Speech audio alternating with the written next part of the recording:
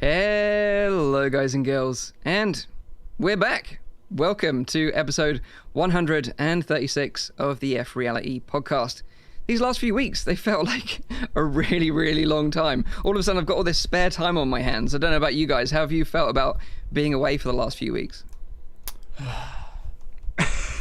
It's like being on holiday, man. He's enjoyed it. It's so weird not to be in the podcast, no? Like we always have something to do on Saturdays, and all of a sudden it's like not there. So for me, it was weird. Although we did meet up and we did work behind the scenes, so we still had that kind of structure, but still. Yeah, we didn't have you guys though. We didn't have you guys to hang out with us. It was just the four of us. It just felt empty. So empty. Quite boring without them. Those funny little animals they are. Yeah, let us know, you fuzzy animals, if you've missed us in the chat. Let us know that you care. But our batteries are fully recharged now. We've tweaked the show a little bit behind the scenes, and we're ready for another 136 episodes. I don't know if you guys are. Whoa, okay. Next break in 136 episodes. Exactly. We schedule it every 136 episodes. So coming up today in the news, we're going to be talking about Oculus Connect 7 being cancelled, a new accessory from Rebuff Reality to level up your headset's audio, and some awesome Half-Life Alyx mods. Then we're going to be diving into our hot topic this week, which is about Magic Leap, as they've recently had to lay off a lot of their staff as they're switching their focus away from a consumer device. And then finally, Zim has got some releases for you to look forward to, so stay tuned until the end of the show for the newly moved releases section. I wonder how many of you were thrown off by this new intro, by the way, because normally I say the same thing over and over again every single show, but we're going to be mixing up from here on out, so keeping you on your toes. So before we get into these juicy VR topics, let's say hello to the team and find out what's been their highlight in VR over the last few weeks. And first up to the plate, this guy loves to go back to the future in virtual reality and relive those days of playing retro video games as a kid, although it wasn't that long ago. It's our Frisian friend. It's of course Nathy. How are you? Yeah, I'm good. Also, Mike's intro is like the definition of insanity. It's just the same thing over and over again. Exactly. Yeah. So I just thought, like, well, you know, if you're an audio listener and you have to listen to that minute over and over again for 136 episodes, it's going to get a bit monotonous. So it's time to spice up a little bit. Let us know if you appreciate that, by the way. Yeah, let us know. Feedback is always welcome. And you're right, I played Pixel Ripped 95, but we're going to talk about it later, so stay tuned. Yes. Looking forward to hearing everyone's thoughts on that, because I think a few of us played it. So wait, did I say 95? I said 95. 95. Yeah, that's how you say it now. Only available on the Vive. I did not play it on the Vive though, so No, but yeah, we're going to try and stop talking about topics twice, and that's why if we're going to be talking about something later on, we're not going to be talking about it again in the intro. That's why you see me being with my head against the wall at the moment. Yeah, we're trying to streamline the show. Streamline. That's what we're doing. We're cutting the fat here, guys. Wait a second. Does that mean I can use my leather whip? Sometimes. Only sometimes. That's for after the podcast, Sim. Yeah, that's for your personal live streams. So next up, this guy loves to floor it down the country lanes, but he is the only rally driver that I know that likes to bring his cat along for the ride. It's VR streamer, SimTalk5. How are you, man? What has been your highlight over the last few weeks while we've been away? Well, you picked it actually. You picked it. My highlight was feeling like very, very, very seldom do I as a streamer go into streaming and feeling naked, like the world's watching you, like I've had it before. You guys have been there, right? You have hundreds or thousands of people watching you in your equivalently your bedroom or your studio, and that can initially feel like almost like you're standing there, butt naked, but then it fades and you don't get that kind of same kick anymore, so you have to go looking for other things to do. So I green screened my feet. And for those who don't know, why the fuck would you green screen your feet?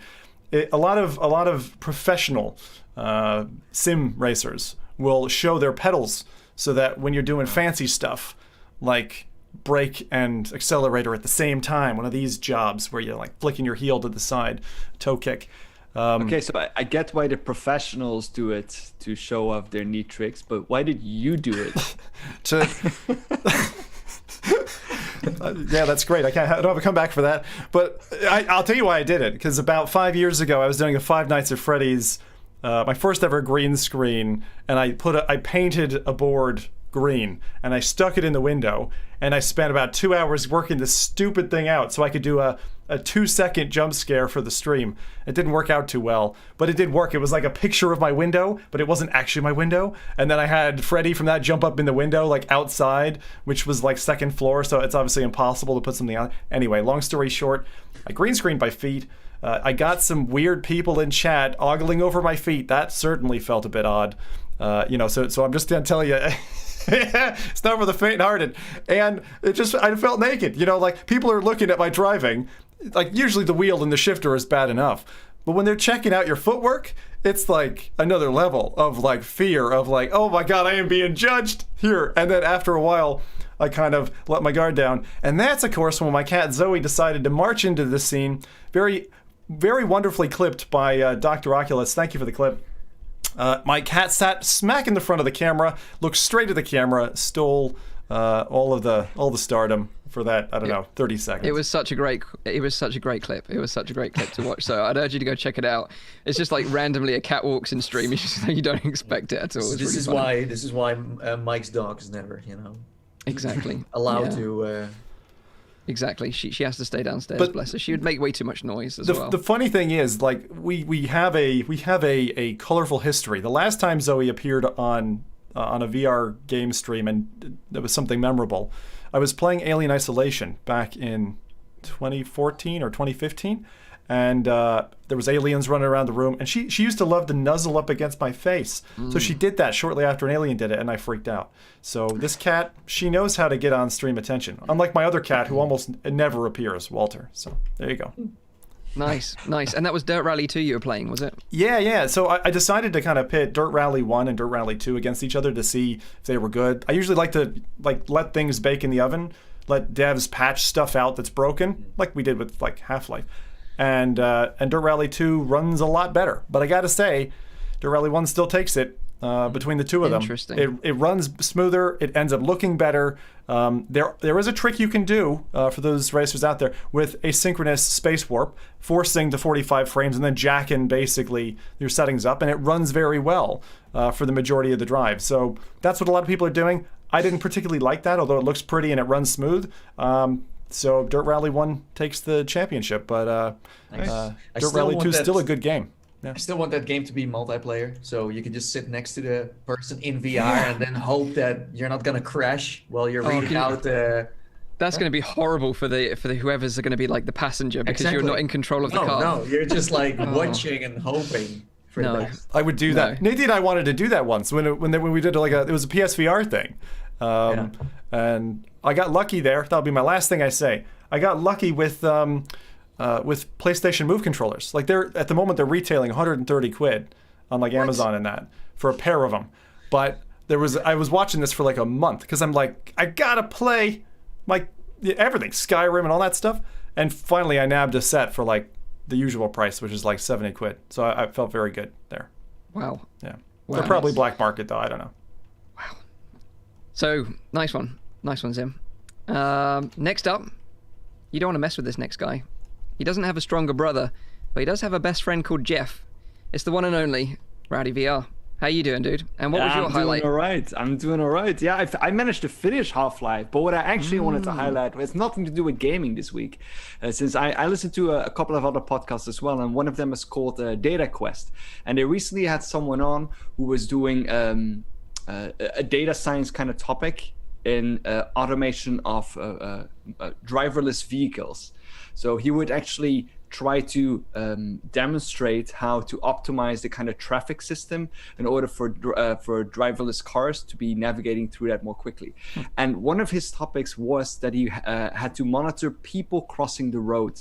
But he came across a problem because he couldn't actually physically, tell people, cross the road and, just see if the car stops and what its reaction time is, this and that. So he developed this entire program in virtual reality. And he made a study about it, and it was very interesting to to hear it. I haven't read the paper yet, but what he basically managed to do was to use virtual reality in order to see how people would react to driverless cars, since that's a little bit the other way around. So normally you have driverless cars that need to react to people. And he found one very interesting problem. He said, we had a lot of kids that came to try out because it was virtual reality, it was new. And a lot of the kids would start playing around with the driverless cars in virtual reality. They would like jump in front of them to see if they would stop. And then if they would like continue on the road again, but then walk back again. So the driverless car kept on stopping, couldn't go through, which was one of the problems that he highlighted with driverless cars that we haven't really figured out yet. And he was developing systems in order to circumvent that. But very interesting kind of stuff. And again, another technology where you see that virtual reality has kind of like a grip on or potential in, which I think is very interesting. I love this. You can take the scientist out of the lab, but you can't take the lab out of the scientist. You know, he's always doing some research. You know, forget games. Let's dive in some research. No, that's awesome. This is actually really, really cool, interesting study. Absolutely. But like you say, like we're not ready for it. You know, the technology might be there, but we don't know how to deal with it ourselves. Indeed. Yeah. Nice. So if you don't know who I am, my name is Mike from Virtual Reality Oasis. But before we get into what I played this week, what have the chat been playing? Nathy? Yeah, so let's dive deeper down the rabbit hole, shall we? So I'm going to start with someone who's called Shaggy.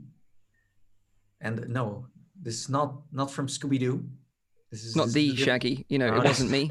No, this is a different... Oh, wasn't me. Okay, focus. Here we go. So, Shaggy played Carnage Chronicles and the Ex Machina.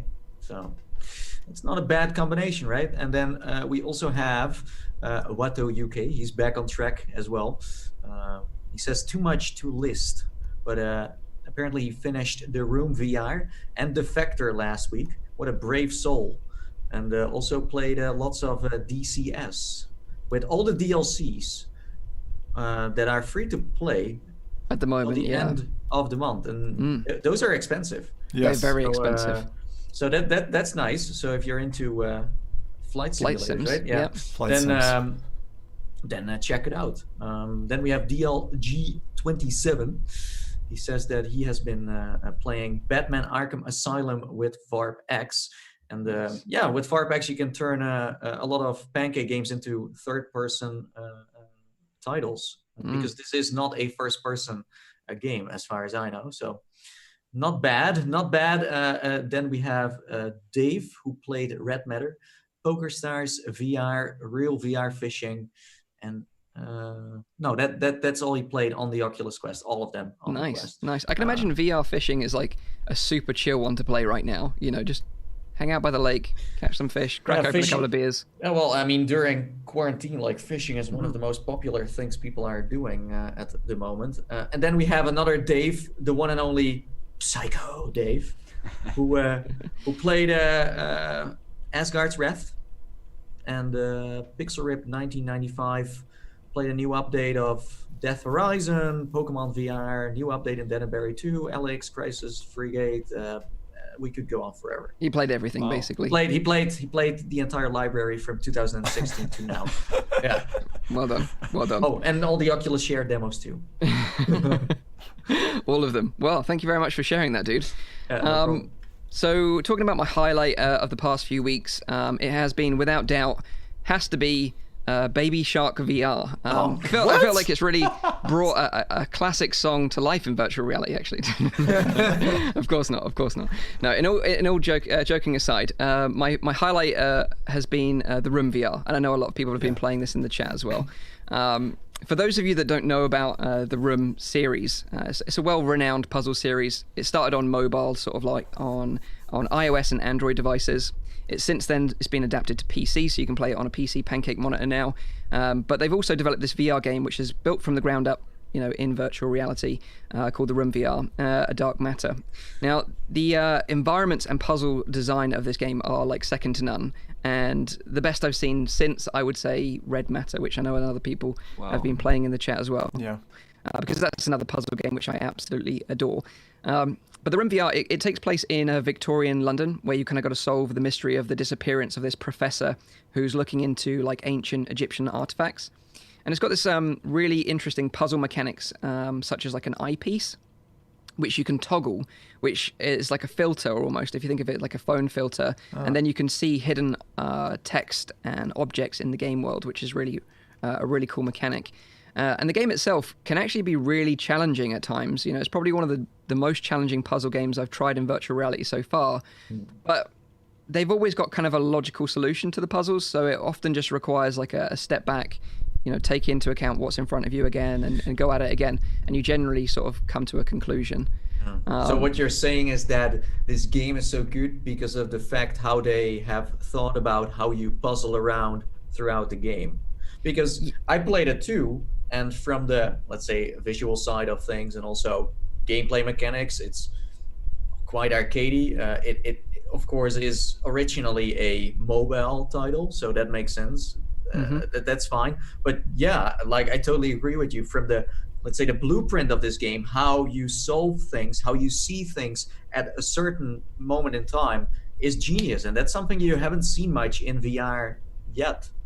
Yeah, absolutely. And the great thing is, like, if you're not particularly good at puzzle games, it doesn't matter so much because they've got this really clever hint system baked into the menu, like the inventory menu.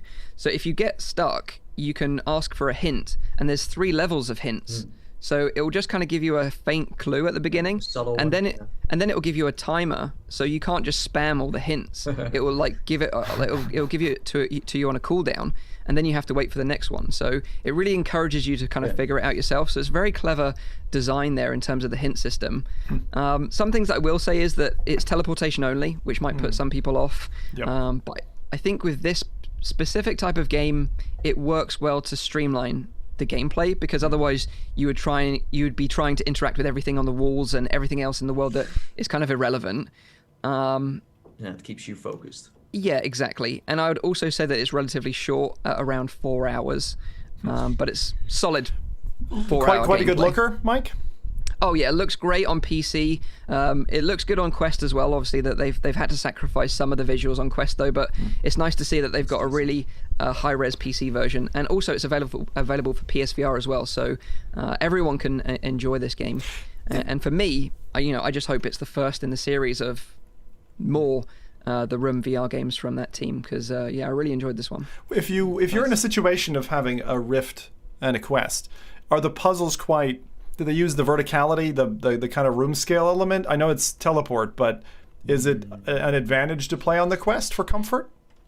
I wouldn't say so. No, I wouldn't say so. It doesn't really make much difference playing between the two other than the visuals, really. Obviously, you can step into the environment, but everything, because it's like node teleportation based, they put you right in the spot, other than just simply turning around in your play space.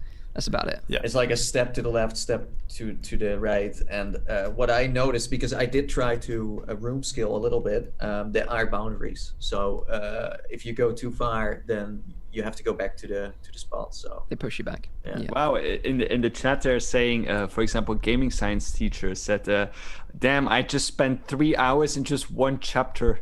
And also Paradise Decay says, I played for around 6 hours. I thought I had finished the game, but it was just the first level. So oh my God. Puzzles aren't like that easy. Mike's a puzzle guy though, so be careful. Yeah. If you tread into stuff, he's pretty sharp. So it has this, like, this game has a nice vibe to it where you're kind of like a detective, but you're also Indiana Jones and Tomb Raider in this puzzly world, and I feel like that whole genre and that vibe hasn't been explored that much, because it's always like escape rooms where there's like a murderer getting into your place and you have to like solve puzzles within a certain time frame. So yeah, this is unique in many ways. So it's just called The Room, or is it the Room VR and another Dark kind of Matter?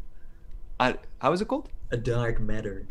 The Room VR, A Dark Matter. Yep. Yeah. Okay. That's the one. And the thing is, like, with people saying in the chat that they spent 6 hours, that's the thing, there is no time limit. You can just spend as long as you need to solve these puzzles. But the hint system, like I said, is very well thought out. So yeah, I really enjoyed that one. And it's a great way for me, to take my mind off things completely with everything going on in the world right now. So for a second there, I thought you were going to recommend it as a relaxation app. I'm like, that, no, not a puzzle game. It is a little creepy, so you have been warned. It is a bit creepy. Paradise Decay is saying that if you like puzzle games, then Zing, I think that's how you pronounce it. Zing, The Land Beyond. Or Crossing. I knew PD was going to say that. I knew PD was going to say that. He's been hounding me for years now to play Zing. Bro. I played it. I found it, it's pretty, but it's like, it's going to take, you got to take time with it, Yeah. It's like Edgeteer that way. It's like, you're going to have to sink some time to be able to complete that one. We won't talk about Shadow Point, will we, Zim? Because I don't think you finished that one. Fuck. Shit. Oh, yeah. Damn it. I'll have to go back to that now. He's still stuck in the pendulum. I remember. That's what we played this week. Yeah. So as you probably can see, we streamlined the intro a little bit, so we can get straight into some juicy news, because I know that's what you all love and that's what you came here for. So let's get into it. But actually, before we get into the news, I want to say something. You lied to us. Yeah, I did. I lied. Sorry. I want to say thank you. Actually, I want to say thank you to everyone that gave us feedback on how you would like to see the show improved in the future. We had some great feedback, by the way, particularly on Reddit, where some people really went in depth with some feedback there, which was really appreciated. And we talked about every bit of feedback that we got behind the scenes, because like these guys said, we met up over the last couple of weeks. Even though we weren't going live, we wanted to talk about how we could improve the show. So we discussed all that. The most popular request by far has to be to have more guests on the show, and it's something that we've all agreed on, something that we're actively working on right now, and we've already actually lined up a pre-recorded interview, which is going to be really interesting, coming soon in the near future. Some other things that have happened whilst we've been away, which has kind of been interesting as well, was that we were ranked as the 4th most influential outlet in VR in 2020 by FReality, which is like an incredible accolade. So thank you very much to them, because we were amongst like true legends of the VR industry. So to be ranked 4th was a really nice touch. So we really appreciate that. But also something else I want to talk about, and we will mention it again at the end of the show, is that the FReality team as a team combined were featured in the brand new game Pixel Rip 1995, which is amazing, So we're forever immortalized in that game now. And we tweeted it, right? Yeah, we did. We tweeted it out. If you want to see how it looks, it's available on our Twitter account. Yeah, absolutely. And basically, it's like a magazine cover. It looks like a retro boy band group, but it's us, the FReality crew, together on a cover of a magazine in the game. So you know what we got to do now, Mike? We're gonna have to put out an album. We're just gonna have to put out an album. We got the pose already. Well, everyone can sing nowadays, so I'm sure we can pull it off. Oh, I am awful at karaoke. Like, I think I remember Zim suggesting going to karaoke when we were out in California. No, it was not me. I fucking hate karaoke. No. It sounds like something that you would recommend, because I know that you love crazy stuff. I do like crazy stuff, but no, was not me. No karaoke from us yet, unfortunately. So yeah, thanks again to everyone that supports the show and gave us that detailed feedback. We really appreciate it. So happy we didn't get roasted in the end. Yeah, actually, everyone was super nice. Like, I was quite concerned putting it out on Reddit. You never know what you're going to get when you put things out on Reddit, especially when it's something so personal and something that's so close we care so dearly about. Yeah. It's almost putting your child out there, on a beauty show or something like that, and everyone says it's an ugly kid or something. It's horrible. So yeah, I was really happy actually that everyone was super nice. So but thank you for that. The surprising thing is that also the community is that we weren't expecting to respond as positively responded the most. And this is something that used to surprise me with dev teams. The dev teams who I tend to establish good working relationships with are the ones who I've given the most critical feedback to, which I never thought in the longest time would be the case, but it seems to be that way. So worked as well for us. But thank you everybody, and I hope you like the look of the new layout for those of you watching. Put a lot of effort into that one, and I think we've got a good format here. Just wait until you start to see some trailers running. I love the new wide. You're going to see it in a moment. And also, we have a guest spot designed, as Mike said. So we are literally now primed and ready. So and there you go. If you're listening to this show and you want to see it, then we're also on YouTube. So and you better like it, because if there's any changes needed, it's going to take another 136 episodes. Yeah, basically what we got now is you're stuck with for now, for another 136 episodes, exactly. So enjoy. Right, so let's get into some news then. first bit of news this week is about Oculus Connect 7, which has been cancelled. Well, the physical event, at least, has been cancelled. So Oculus released a short blog post recently stating, every year, Oculus Connect brings together developers, content creators, marketers, and more to celebrate the VR industry's momentum and growth. In light of the evolving public health risks related to COVID-19, we've decided to shift Oculus Connect 7 to a digital format later this year. So, I totally understand why, of course, but out of all the events that have been cancelled this year, I think this is the one that I'm most gutted about. And it's not just that we're going to miss checking out the new VR hardware and games and stuff like that.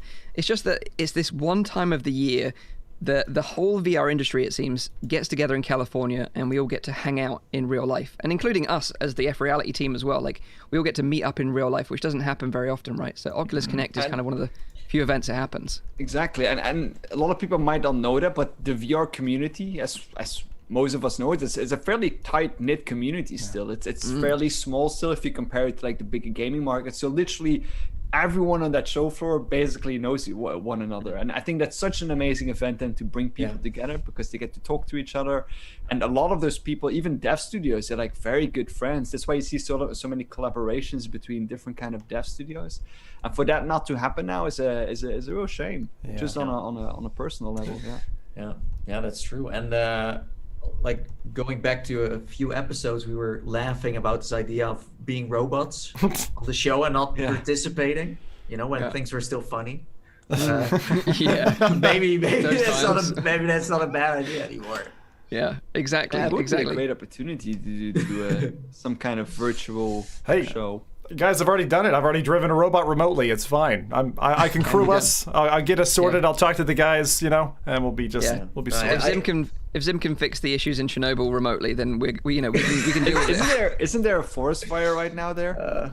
Yeah, I heard about that. Yeah. Is there? Wasn't me. That's all I'm saying. Yeah, but Zim's robot out of control. But I totally agree. I think it's a real shame. But as you said, there's a good reason for it. And now you also get to realize how of a privilege it is to have. Well, first of all, to get invited and going there, but then also having an event where everyone from the industry can come together, because there aren't that many conventions where you're seeing everyone. And Oculus Connect, even as it's called Oculus, everyone is there, from HTC to Oculus to Google to, everyone comes there because that's the main spot at the moment. So that's why it's hitting so hard. Because it's the major one. Absolutely. And, another thing that we've loved doing at that event is doing a podcast live from the show floor. And we've done that for the last 2 years there, and it's been really fun. So we're not quite sure what's going to happen in terms of this new digital format. I think it'll probably be a live stream or something similar, I guess. But we'll try to do something still around the event. It normally takes place around September, so we'll announce something nearer the time when we know more about it. But yeah, so we've seen a lot of people suggesting, like you guys said, that maybe transitioning the show to VR might be a good idea, and possibly even using their new platform to host parts of the show. Obviously Horizon, Facebook Horizon being their new baby that they're working on right now. What do you guys think of that idea? Would you go to like an Oculus Connect in VR using Horizon? So you mean like visiting the event in digital form so that you're embodied? I think that makes sense. So say like, Carmack might not be there this show, but if you can just imagine Carmack, with his avatar on a stage and then like a crowd of people, would you like to see a keynote delivered that way? Just to see how they did it, like because again, like if you do a VR event, there is still a border that people are more likely to cross on a virtuality event, like getting on the stage, for example. Trying to get on the stage with Carmack taking pictures or throwing things around. I kind of want to see how his face. Carmack throwing things around, or other people throwing things around? People in the audience, so to speak. No. I'm wondering how they're gonna make this an event that is like interesting for the people that really want to see Carmack talking, and also interesting for the people that just want to see what can I mess around with this place, what can I do here, what can I do there. We don't have that stable platform yet, right? I mean, that's one of the problems. You don't have people who've like normalized to a platform, and they're not, because the second you get into a room in VR, the first thing people do is they chuck stuff everywhere. Like most VR games, it's like, let me make a mess, and then you kind of calm down and you just like, okay, now what can I do? And I think that I've seen that in every social platform, everything, all space and VR chat and all that stuff. How is Facebook gonna try and manage that? Because if they do it, but it's a balance. Professional event. It's a real balance though, because like you also don't want to like one of the things that I remember going to Alt Space event with like Bill Nye, for example. You can feel detached. Like the multi-instancing is something that really feels detached. Whereas like getting to get up close and personal with Carmack is something that, you know, we're all going to remember. You know, same thing with Lucky and other, you know, main figures. And I think that the virtual side needs to kind of respect that and maybe enable that as well. I've seen it done. Like the way VR did a great job. You walk up to an artist, you can talk to them. It's their digital avatar, but you can still get that feeling of like human-to-human contact. I really don't like multi-instancing, and I hope they stay away from that. And I think going back to what you said, Rowdy, about like people shouting and trying to interrupt the show, because we actually had that last year at Oculus Connect. Can you remember? Like, I think Hugo Barrow was on stage and someone was just like screaming, like they were just beyond hyped in the audience. And I think someone had to drag them out from security. But I guess like doing it in VR, at least you could Viper? just like. It sounded like Viper, but he was sitting right next to us, so I knew it wasn't him. Okay. Although he did get ejected for just wearing his Deadpool outfit. He did get dragged out. He did. Bless his heart. But at least with a VR, at least you could just like mute that person, you know, if you're a moderator or something like that, or you could have a boundary system where they can't jump on stage or something like that. So I think it would be interesting. I just like what I just hope is that it will get communicated upfront as early as possible, and so we know what we can expect. If they're gonna play a video live like Nintendo Direct, and that's kind of what we get, fine, but just communicate it upfront. Not that like a few days before we're like, okay, so it's going to happen, but it's going to be a secret or a surprise. Yeah, I think, you know, like doing it like in a traditional video format is obviously, I think that's a smart way of doing it. But also, you know, doing something in VR would be interesting as well, especially like using Horizon. If they launched Horizon just before and then they use that as like the kind of test for their system, I think that'd be really smart. But also a great way to keep the social aspect of the event alive, because you know, watching a live stream, you miss all that kind of like one-to-one contact with developers, and that's like part of like the amazing thing about going to Connect is like this connection that you get with other people, right? And forming those kind of relationships, which then often end up being business relationships later on down the road. Because I think, you know, out of all the people that I've met at Connect, it's always the one that I've met in the pub or, you know, at the drinks afterwards that have ended up actually going somewhere in terms of working together in the future. So I think keeping that social aspect alive with a virtual event would be interesting, and hopefully we'll see something like that. And that is what I mean with, you can't just turn all the interaction off. You can't, like, for example, say, oh, we're going to make sure that nobody can, like, stand up in the crowd, or like, you know, you can limit certain things, but if you limit too much again, it becomes very distancing kind of thing. And I don't think that is really what we want from it. So that's why I say I'm interested in seeing what Facebook will do with this in order to keep getting some kind of personal level, but keeping it in control so that they still have hands-on with the event itself. There's another side to that though, right? Like, I mean, this has just occurred to me, but like, are you going to feel comfortable having an adamant conversation on the side that before wasn't being recorded and monitored by, you know, Facebook and that? Like with a dev, if you're speaking disparagingly, you know, about Oculus or Facebook, do you really want to do that in their app when they're listening? You know, I think it's most of us are just, you know, honest truth sayers, right? But I think some people will be like, I'm going to go find another platform. And, you know, let's go meet in Alt Space, or let's go meet in VR chat, because they won't want to be monitored in that way. It's an interesting, it's a really interesting point as well, no? Yeah. Like just general Facebook. But yeah, sure. But I mean, there's things you wouldn't say on Facebook, I'm sure. But looking at it, it's a one-way street. They have to do something in VR, because you made the Oculus Rift, you made the Rift S, you made the Quest. So those users are usually getting attracted to watch Oculus Connect, but now it's the entire industry that wants access. So they have to do something with VR. If they don't, they let everyone down, because in the end, that's what innovation is all about, and that's why they are in the VR scene. It's just that the pressure is going to be real for them, because this is all very last minute, because for a while they thought it's going to happen anyways. If you look at all the other events, E3 and MWC, some of them were canceled just a few weeks before it was actually happening. Of course, now they learned so much from what's happening in the world, so they had more time. But then still, they didn't have a plan B. They were just expecting this event to happen physically. And then going from Oculus venues that they usually always had ready to go for everyone is not going to do it. It's not going to do it. Yeah. If the whole industry and not just consumers want to tune in, you got to bring them into the virtual world and do something. Yeah. And if that's hopefully that's going to happen, and also in a good way. They have the technical challenge on this as well, like bringing people together. I mean, we've seen it before with past Connect events. Like, you can't have a supported Rift, Go, Quest out there that isn't going to be able to join this event. Like, surely you're a world leader in VR and you're not going to support one of your headsets? That's an immediate news line. Like, if they're taking a very brave foot forward, saying, we're definitely going to do this virtually. That's great. It's also a mitigant. But they also are committing to essentially connecting their headsets in some reasonable fashion with this event. And like you said, Mike, they might have to end up sticking to just a video. Yeah, so just to be clear, they said they're going to move to a digital format. They haven't confirmed exactly that they're going to do anything in VR. No. Yeah, it's not just yet, but that's something that I think would be a smart move from them. If they can pull it off, I think it would be incredible. If they can pull it off. Yeah. But hopefully we'll get some more details about this in the coming months. Yeah. And hopefully also at this event we'll hear more about this Oculus Del Mar headset, which is this kind of leaked Oculus headset that we discussed on the show a few weeks back. And I really hope that on the game side we're going to hear about some release dates. Yeah, because there's games out there that have been in the ether for a long time, like Medal of Honor.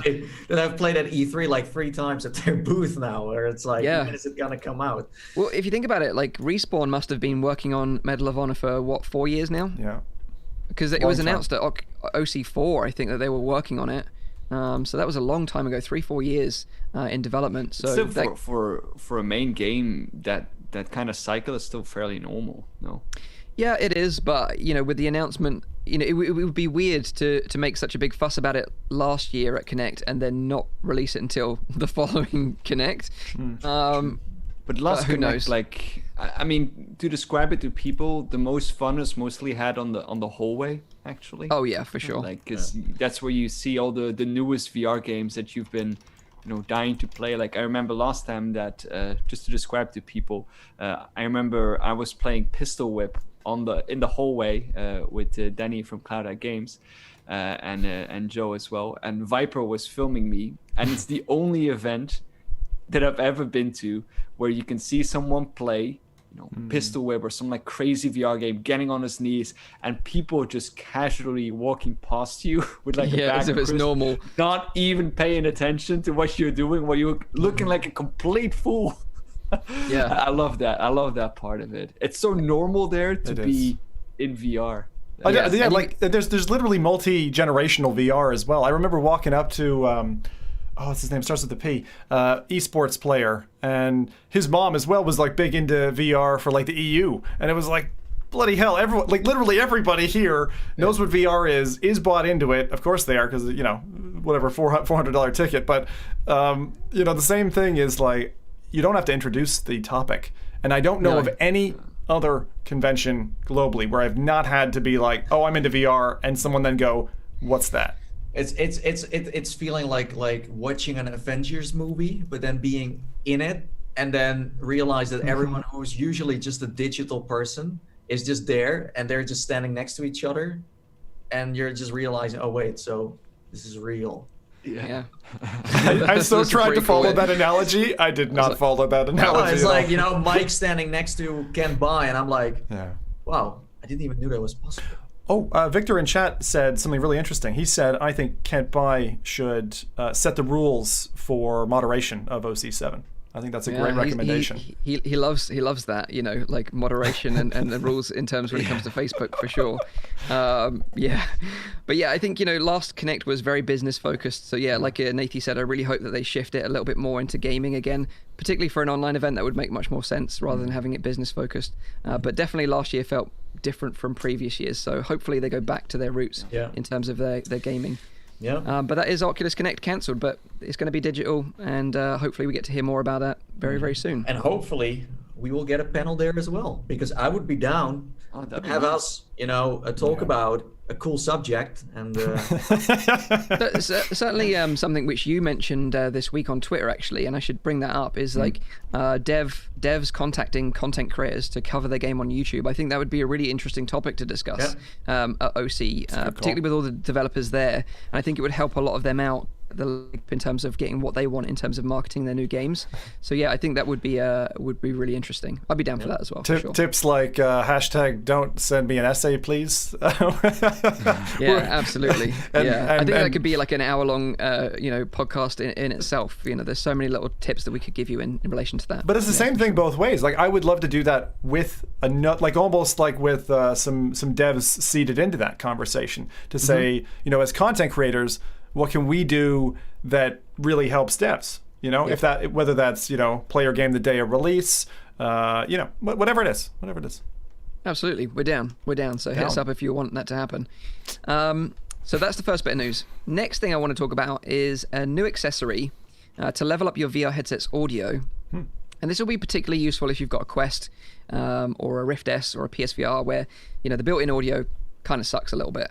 So this is a new accessory from FReality. They make a bunch of other accessories. They've got VR Power, which is a power pack, goes on the back of the Quest, kind of works as a counterbalance as well. They've also got like a faceplate for the Quest as well, to protect the front of it. But they've launched a Kickstarter campaign for their latest accessory called VR Ears. Now, what this is a premium off-ear audio solution which can clip onto any VR headset's head strap. So it's got like a kind of an adjustable clip. So you can clip it to the Quest, Rift S, and PSVR, or whatever headset Pimax you've got. And you've got this like really nice audio solution which sits off your ears. So like with the original Rift, although it was great audio, it would kind of sit on your ears and they'd get a little bit warm. And with over-ear headphones like the ones we're wearing now, they get very warm after a couple of hours of gaming, so it's not ideal. Whereas with the Valve Index, they went with this off-ear design, premium audio, beautiful audio on that headset. Both the microphone and earphones are amazing, and that's really why I recommend that headset a lot over some of the other premium features as well. Exactly. Yeah. So hopefully what FReality have done here is taken that amazing audio and put it into an accessory that we can all apply to our headsets ourselves. Obviously we don't know right now if it's going to sound as good as the Index. That's the thing. It's important though. That's the thing. Like you once bought headphones for your, was it the Rift? The Rift? Oh yeah. Mantis? Was it? I bought the Mantis. Mantis. And then you sprayed them. You sprayed them, didn't you? So Nathan's talking about like way back in the day, JBL actually made some replacement Oculus CV1 earphones. And they were JBL branded. They looked really cool, but they sounded rubbish in comparison to the costs. Replacement for the CV1? Yeah, replacement for the CV1. Who would replace those beautiful... Exactly, and that was the best. I ripped them off. Literally the best sounding. I mean, other than the Palmer fix that was needed at some stage when the audio connection died in the headset. Those things are amazing for what they were. On-ear headphones that sounded that good that's rare. I would say the Index trumps it now, but back then, great sound. But yeah, JBL made them replacements, but they didn't sound anywhere near as good. They were pretty bad. But yeah, this new solution from FReality looks pretty interesting, and they've just launched their Kickstarter campaign. It is quite pricey at $99 each for the pair. So I was like each like 100. No, you just get one. You can upgrade later. You've got a pair. Cool. They do have a battery in them because they're powered. A battery. To deliver this premium audio. So you do have to charge them. I'm not sure right now if you can charge them from the headset or not. That makes me nope out already, to be honest. Yeah, I'm not really into charging my. Well, it doesn't just charge so much, right? That's the thing. I have like 20 devices in my room that have to be continually charged, otherwise they go flat and die like my Move controllers did. But the question I've got is, are they hot swappable? If you have two devices, like with the Antline Mod Mic, do you have a shoe on each that you connect to, and then you can kind of swap them to another headset? Because that would be a unique selling point. Yeah, they're hot swappable, so you could quickly clip them off the clip and then put them onto another head strap. Yeah, and they just use the 3.5mm audio jack on the headsets to pump the audio into it. So despite you guys being a bit skeptical about the battery, it has been pretty popular on Kickstarter because they're currently sitting at 90,000 British pounds backed so far. And they've only been up for a week, and they smashed their original goal of £24,000 for a pair of headphones. Done really well. Quick. Yeah, really well. It sounds like an interesting thing to have as an enthusiast. If you have more headsets, if you are just someone who kind of just shows VR, then it kind of just shows that people are not really pleased with the audio. Oh, absolutely. That's true, yeah. And I backed it personally myself. I managed to get an early bird deal. Of course you did. So I think it was $69 or $79 and plus $20 shipping to the UK, because unless you live in the US, you don't get free shipping. They're going to be shipping at the end of the year. I think November and December is their estimated shipping time. Although these things tend to slip, from Kickstarter. Just be warned. And you would have thought that I learnt my lesson by now. I just wanted to say you're a brave man for going on Kickstarter again, throwing some money at the product. I'm a glutton for punishment, because I should tell you this funny story actually, because I backed the Feel 3 smell-o-vision device. With the Beat Saber Feel DLC. Real, is it, or Feel? Is it Feel? Oh, Feel Real. Feel Real, you're right? Because I was thinking right. these are very similar to that, because it's kind of like augmenting the existing headset. Supports multiple headsets. Wait. So you backed a Beat Saber vaping machine? Yeah, I want to smell the scents of Beat Saber while I play. Wait, out of curiosity, behind you, do you have a fluorescent tube? I do, yeah. I thought so. I saw that recently. One of our previous guests had that in his setup, and I thought it looked really cool. You did. Jason Bradbury. You didn't copy Jason, did you? He put me onto them. I actually did get the tip from him. You're right. It's a good spot there. They're really cool. They're really cool. Nice addition. Really cool. Nice addition. So yeah, these so I've that money's down the drain now. They're never going to come out. And then I should update you about Pimax, because I told you guys a while ago that I paid some additional money to Pimax because I backed the original Kickstarter campaign, and they're never going to ship out their controllers and base stations. So I was like, okay, I'll pay the extra money to upgrade to Index controllers and base stations. No. So they were due to arrive in January. January came and went, didn't see them. So I was like, okay, this is typical for Pimax anyway. So I've dealt with this for 3 years now, so I'm okay with it. Then they got in contact with me and said, oh, by the way, you need to pay an extra $35 for us to ship them out now. And I was like, well, shipping was included in the invoice and it was free. And we had a bit of an argument about it. But in the end, I had to pay it because they were like, well, if you don't pay, you don't get them. So I was like, well, okay, I'm already invested $170 already, so I might as well just pay the extra. So then this week, the box arrived. So I was like, oh, they finally arrived. Brilliant. I've got a spare set. But it was just the box for the Index controllers that arrived. So I was like, what the heck is this? Where are the base stations? So I sent them an email, said, where are the base stations? And then I thought, while I waited, I thought, I'll just check out the controllers. So I checked out the controllers.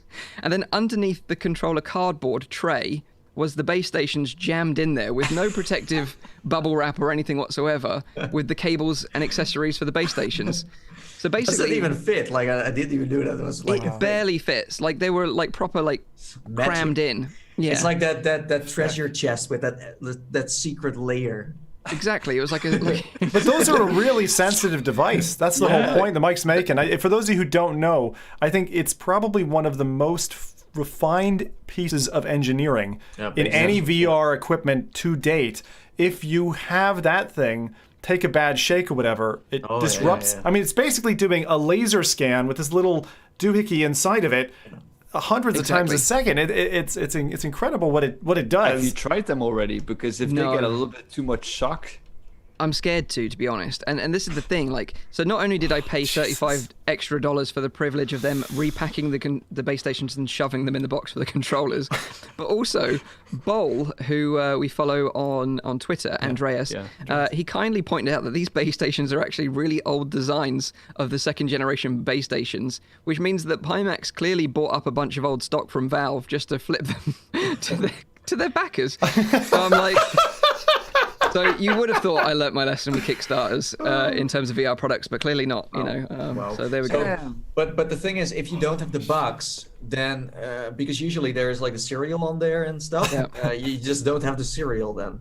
And even if you would have had the serial, then you have to go to Pimax if something is wrong with it. And then how does it work with the warranty? Send it, they have to send it to Valve. So it's like they're in between. And those base stations are, as Zim said, like they're pretty, Yeah, it's an absolute mess. And I haven't even dared check the thumbstick yet to see if it clicks in all directions. I'm just I'll save that for another day. Wow. But so what you're saying is they bought an alt stash from somewhere, I don't know where, and they used that to buy everyone out to kind of get rid of the other promises they had. I guess Valve must have had a lot of these original base station designs in stock, because if you look at them side by side, they look different, even though they're 2.0 base stations. Yeah. Very weird. So does it have the kind of curved front to it, like the iconic? Curved front, but it's kind of like cut out of the back casing a little bit. It's got a distinctive shape to it, and Bol was like super eagle-eyed. He spotted it straight away. I didn't even notice. Unless he pointed it out, I wouldn't have known. Yeah, he's perfect. He's perfect for those kinds of things. He catches all the small details. Yeah. Well, just forget about it.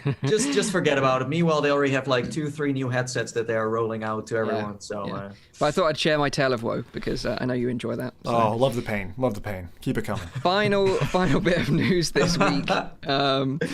So it's been just over a month now since Half-Life Alyx released, and you boys actually just completed it this week. I noticed. Well, both Zim and Rowdy. Yeah. So now we can just talk about. We just talk freely and just spoil it for everybody else. Don't do that. I did finish it on the hardest difficulty, so I'm quite proud of that. How many hours did it take you? I'm curious. I think about 8. Oh, okay. You did it on hardest difficulty at 8? It took me on normal difficulty 14 hours. No. I think I did. I did a little bit less than 1 hour per chapter, I think. What? Wow. So even the Northern Star chapter, you finished with it. That was the one that was the longest for sure. I definitely did that one longer, because I did that in 2. Because I always play like in sittings of like about like. I'm like, this guy, very suspicious. Yeah, I'm going to say, unless he's speedrunning. Because this is your first playthrough as well. Like, you must. Yeah. I'm just surprised. That means you did the game in about half the time I did on a tougher difficulty. Am I really that bad a gamer? I do save a lot. Like, I don't know. Save a lot? Every bullet shot, you just say quick save? But you can blitz through it if you want to. Like, if you don't want to take in all the scenes. But I definitely didn't blitz through it. Like, but I didn't have to. In the beginning, I was a bit like, is this really like the hardest difficulty? Because I didn't find it that tough. Yeah. But it's like the later levels that it gets like it's really tough. And I died because I think the first like 6 or 7. No, I think the first 6 chapters I only died like maybe 2 times or something. And it was because of like I didn't pay attention to like a mine or whatever, like something exploding in my face, or me throwing a grenade badly, so it bounces back or whatever. Yeah. So 8 hours and you're refunding it on Steam, is it? Yeah. I hated it. Already done. No, if you have completed the game, then you're going to be happy now, because there's actually more content you can play now, because the modding community have been hard at work with adding more game modes and maps to the game, despite the official tools from Valve not even being released yet. So I think Nathy's tried some of these mods, and I've tried one. What was the one that you tried, Nathy? It was like a Wolfenstein mod, right? Yeah, so I tried a couple of ones. I also tried one that enhances the single player, the official game. And that is, so as you may know, if you have played it's a nude mod, isn't it? Nude mod, everyone's naked. They did in Skyrim. That one might be... Isn't like everyone except for yourself like a dude? You're right. Oh no! Oh no! The sausage mod. I didn't think that one out. Zim, you do realize that there are a lot of like combined soldiers in this game. So actually, I don't know if you're gonna enjoy it. I thought it was really interesting. Sorry, I'm totally taking on a tangent here, but I thought it was really interesting that you finally got to look them in the face, like. Look them in the face. Yeah. Well, because in the original games, you had no idea what one of these things was like. That's very romantic. Cool. Very romantic. Yeah, but that's awesome.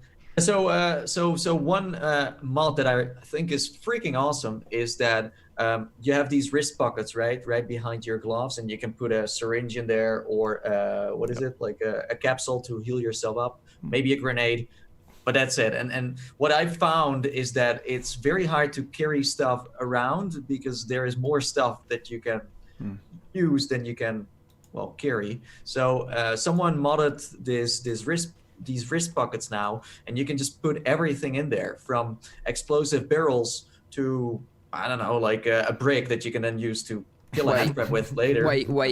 Are you telling me that I carried a gnome throughout the whole game and someone has now modded? Someone has now modded the game that I could have just put it in my inventory. Yeah, exactly. You can put that in there too. I totally forgot about that. Yeah, so you don't have to worry about that anymore.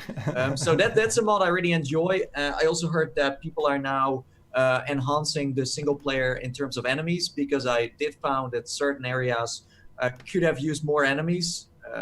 Because as it's the tension, I think, that is just done so well on those kind of levels. Because I remember, like, I seen a lot of people, like, wasting ammo, and I was like, dude, like, I've been like losing ammo. Like, I've been searching more for like ammo than for resin throughout the entire game, just in order to get to it. Well, that's because you have been playing it on the hardest difficulty, and then less ammo spawns. So someone who plays on normal will find more. So as Mike said, I also played the Wolfenstein mod.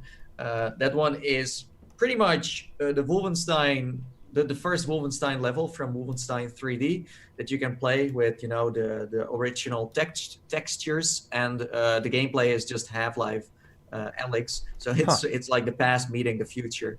It's quite entertaining. So yeah, people are like super busy building all kinds of maps, and I think that's great, because if this game can build a baseline for the future, then we don't only need developers to make games, but the community can also just pull something awesome off.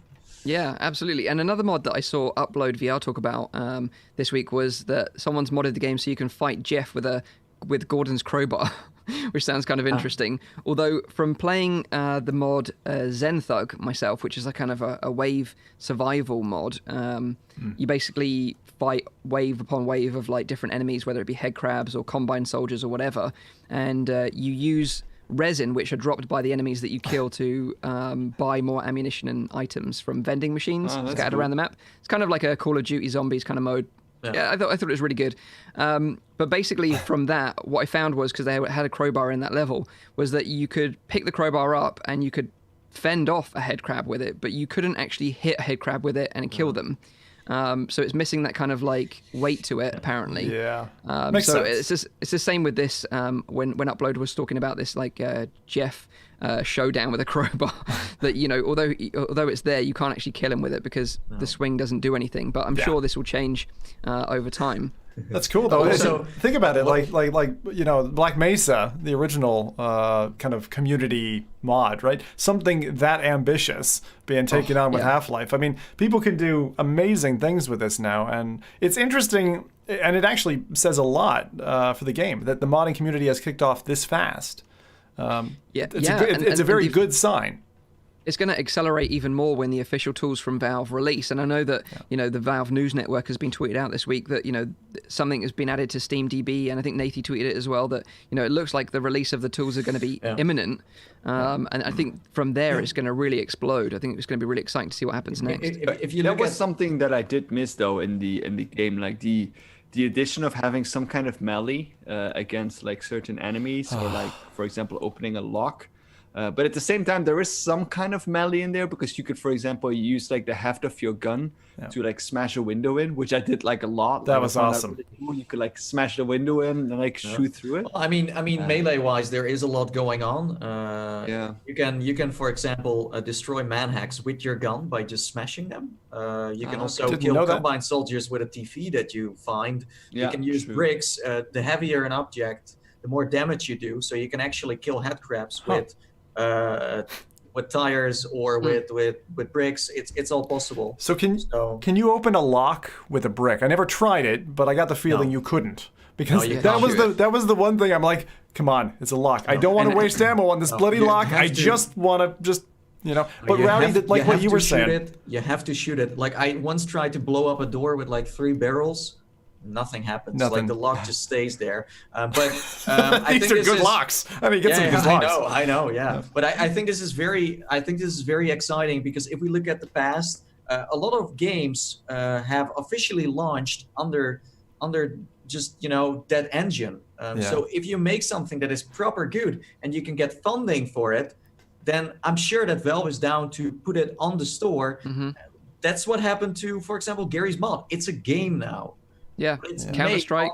Yeah. So that's why the community, and that's what I like. It's almost like YouTube in a way, where we can make videos and upload it and show it to other people. But this engine does the same but with games. So if you make something good, you can maybe publish it and become a developer without even knowing. A lot of people have taken that path, like Chet Falazek, for example. You know, you get renowned for something that you've created, and then inevitably, you know, one of these teams sucks you in. You end up with a paid, solid career out of the back of it, and right into the community, because it's good for you, it's good for them. One thing I wanted to say, though, my God, there were two things that this game left me pining for. Number one, come on, Valve, you got so bloody close to making Left 4 Dead. It should be possible now. Come on, get on with it. I'm still going to keep singing that for years until it comes.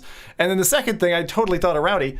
There's a great level in there that just made me think, God, we need Jurassic Park.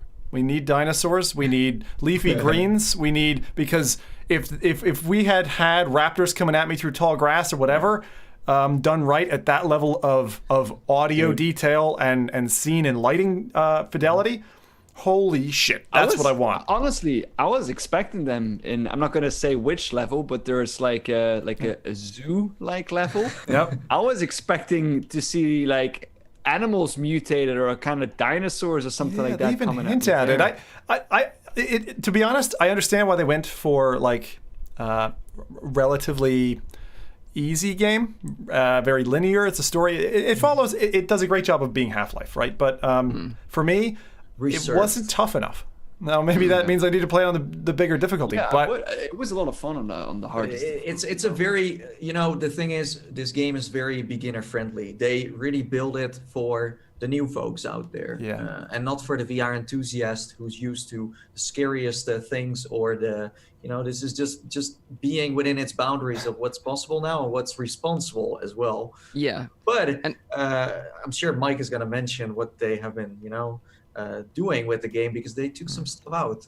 Yes, that's exactly what I was going to mention, because it was uncovered that there's another head crab in the game that was in the game files but never appeared in the game, and apparently this is like a super fast head crab, and the reason why they took this out was because it was actually too scary for VR players, and apparently it will chase you down, but it's super fast, and it's like dark black head crab with like red claws. It looks horrible. Yeah, it's got like a teeth on the top of its head.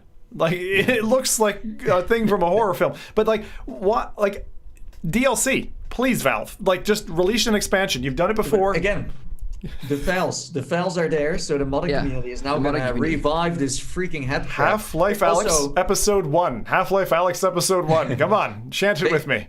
But not only that, they also had that one zombie in there, that fast zombie, that also didn't make it to the full game.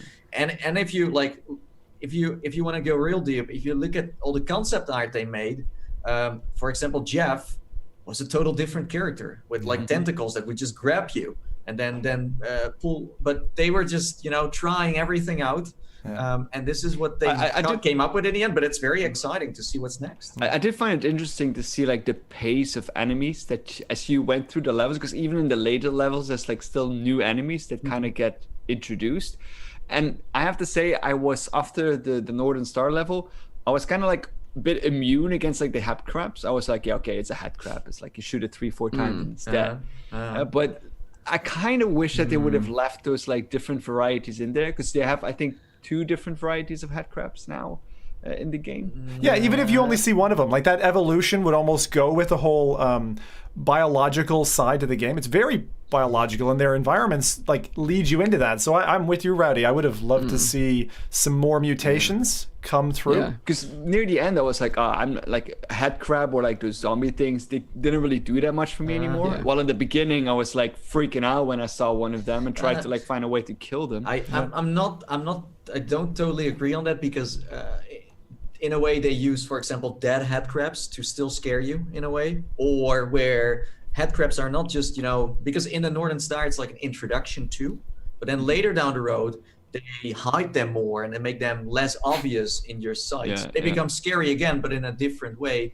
And there are not just 2 zombie types. You know, you have the head crab zombie, and then you have the head crab itself. So they're like, I don't know. Yeah, but I mean the head crabs itself. Okay. The ones with the spikes on it, like which you crunch. But like you have head crab on head and head crab. And you also have the ones with the hairy legs. I don't like those ones. No. Yeah. But also going back to the mods. Yeah, back to the mods, lads. Come on. Something that I wanted to highlight was that sadly, but Bradley is making a mod himself, and it's actually going to be a campaign mod with various environments, puzzles that he's incorporated, a new puzzle design as well, which is interesting. So it'll be really interesting to see when that releases, because again, this is just the beginning. I'm sure we're going to see something, crazy come out of the modding community in the next coming months. But there is actually a website trying to aggregate all these mods together, because the problem is a lot of these mods, they're spread all over the place. Some of them can be difficult to find if you're not aware of them. Some people don't even know these mods exist, but there's a website trying to collate them all together in a single place, and that's called alyxmods.com. So ALYX mods.com, and you can download the mods, and it's got some instructions on how to install them there. So if you're interested, it's super easy to install mods. And the first few mods were a little complicated to get into your game, but now it's like just dragging one file onto a launcher and it just injects it into your game. And what I think is so cool is that a mod becomes a save game. Yeah, and that's really, really interesting, because like you said, the launcher is now on Alyx Mods as well. And if you're a modder yourself and you want your assets or your maps or your mods to be available to others, you can actually upload them through that website as well yourself. So it's going to be a really cool website to keep an eye on over the next coming months. I love this game. Yeah. I was going to say, how many hours, because you got in early, you must have clocked a fair number of hours at this point, Nathan, because you love it as well. Oh, Nathan, yeah. I'm completely hooked to this game. Like, it's definitely one of my favorite games. I played it even more than I played BioShock. Wow. Okay. That's of course, like, BioShock is something you do for the story, and plus I'm a YouTuber that does VR stuff, so you clock more hours. But I'm now almost on 130 hours. Holy crap! And there is still stuff. There's still stuff to find. Like today, I spoke to someone else who's also really into the game. He hinted towards some things that I should check out. It's insane what Valve has hidden away in this game.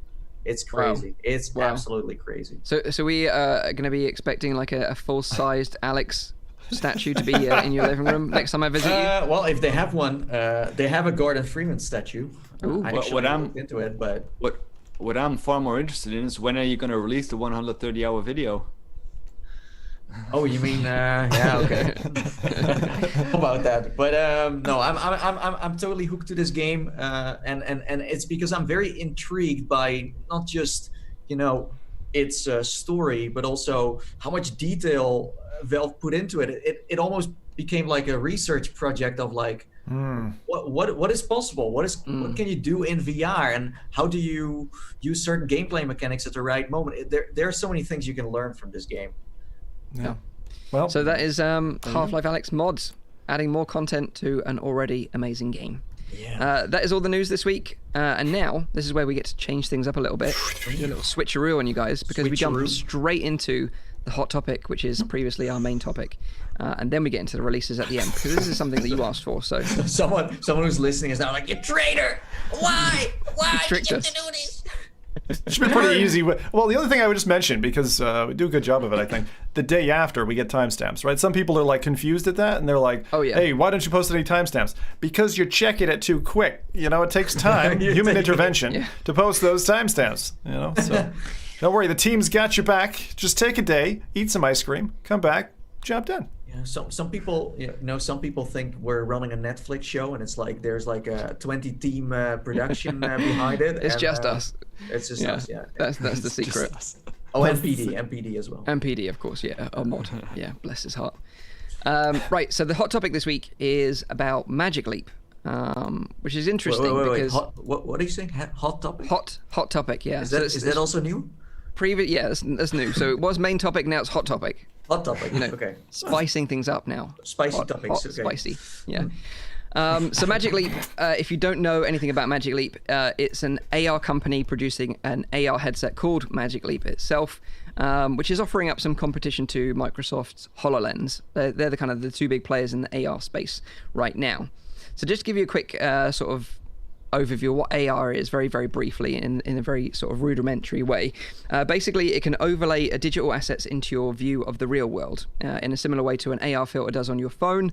But this is like strapped to your face and offers a much more immersive experience, as this Magic Leap headset, it like scans your environment and displays the assets intelligently based on your environment as well. So it's kind of real next level stuff. We've discussed Magic Leap on the show many times previously before, particularly around when it was announced, because the original promise of what Magic Leap were offering was indeed magical. And I think we all remember the classic video of the whale jumping out of the floor in the sort of school gymnasium. I mostly remember the video that was like glued to that. So you had the whale jumping out, and then the actual thing that they showed in the demo, and there's this guy like throwing rocks at you. Exactly. So you had this incredible promise of what this technology was capable of, and then when people did actually get their hands on the initial prototypes that were made, it turned out that they couldn't really deliver on the initial promise. And like Rowdy rightly pointed out, you had this like little rock man throwing rocks at the user's head, and it just looked bad. And when you compare the two demos side by side, it was just embarrassing. But having tried a Magic Leap myself a couple of times now, I can say that when it works, it does look great. I had a demo where there was like fish swimming around through the air, and these fish had like bright, vivid colors, and they really gave you the sense of depth that you could almost reach out and touch them. When it works, it's incredible. Yeah. But my main criticism of the device, and Nathy's got some experience with like the HoloLens as well, that he could probably chime in on this, is that my criticism is that the magic gets broken immediately as soon as your object that you're looking at clips out of the device's field of view, because the field of view of the Magic Leap and HoloLens is relatively small. I think HoloLens is 35 degrees or something like that. Magic Leap is a little bit wider. You mean HoloLens 2?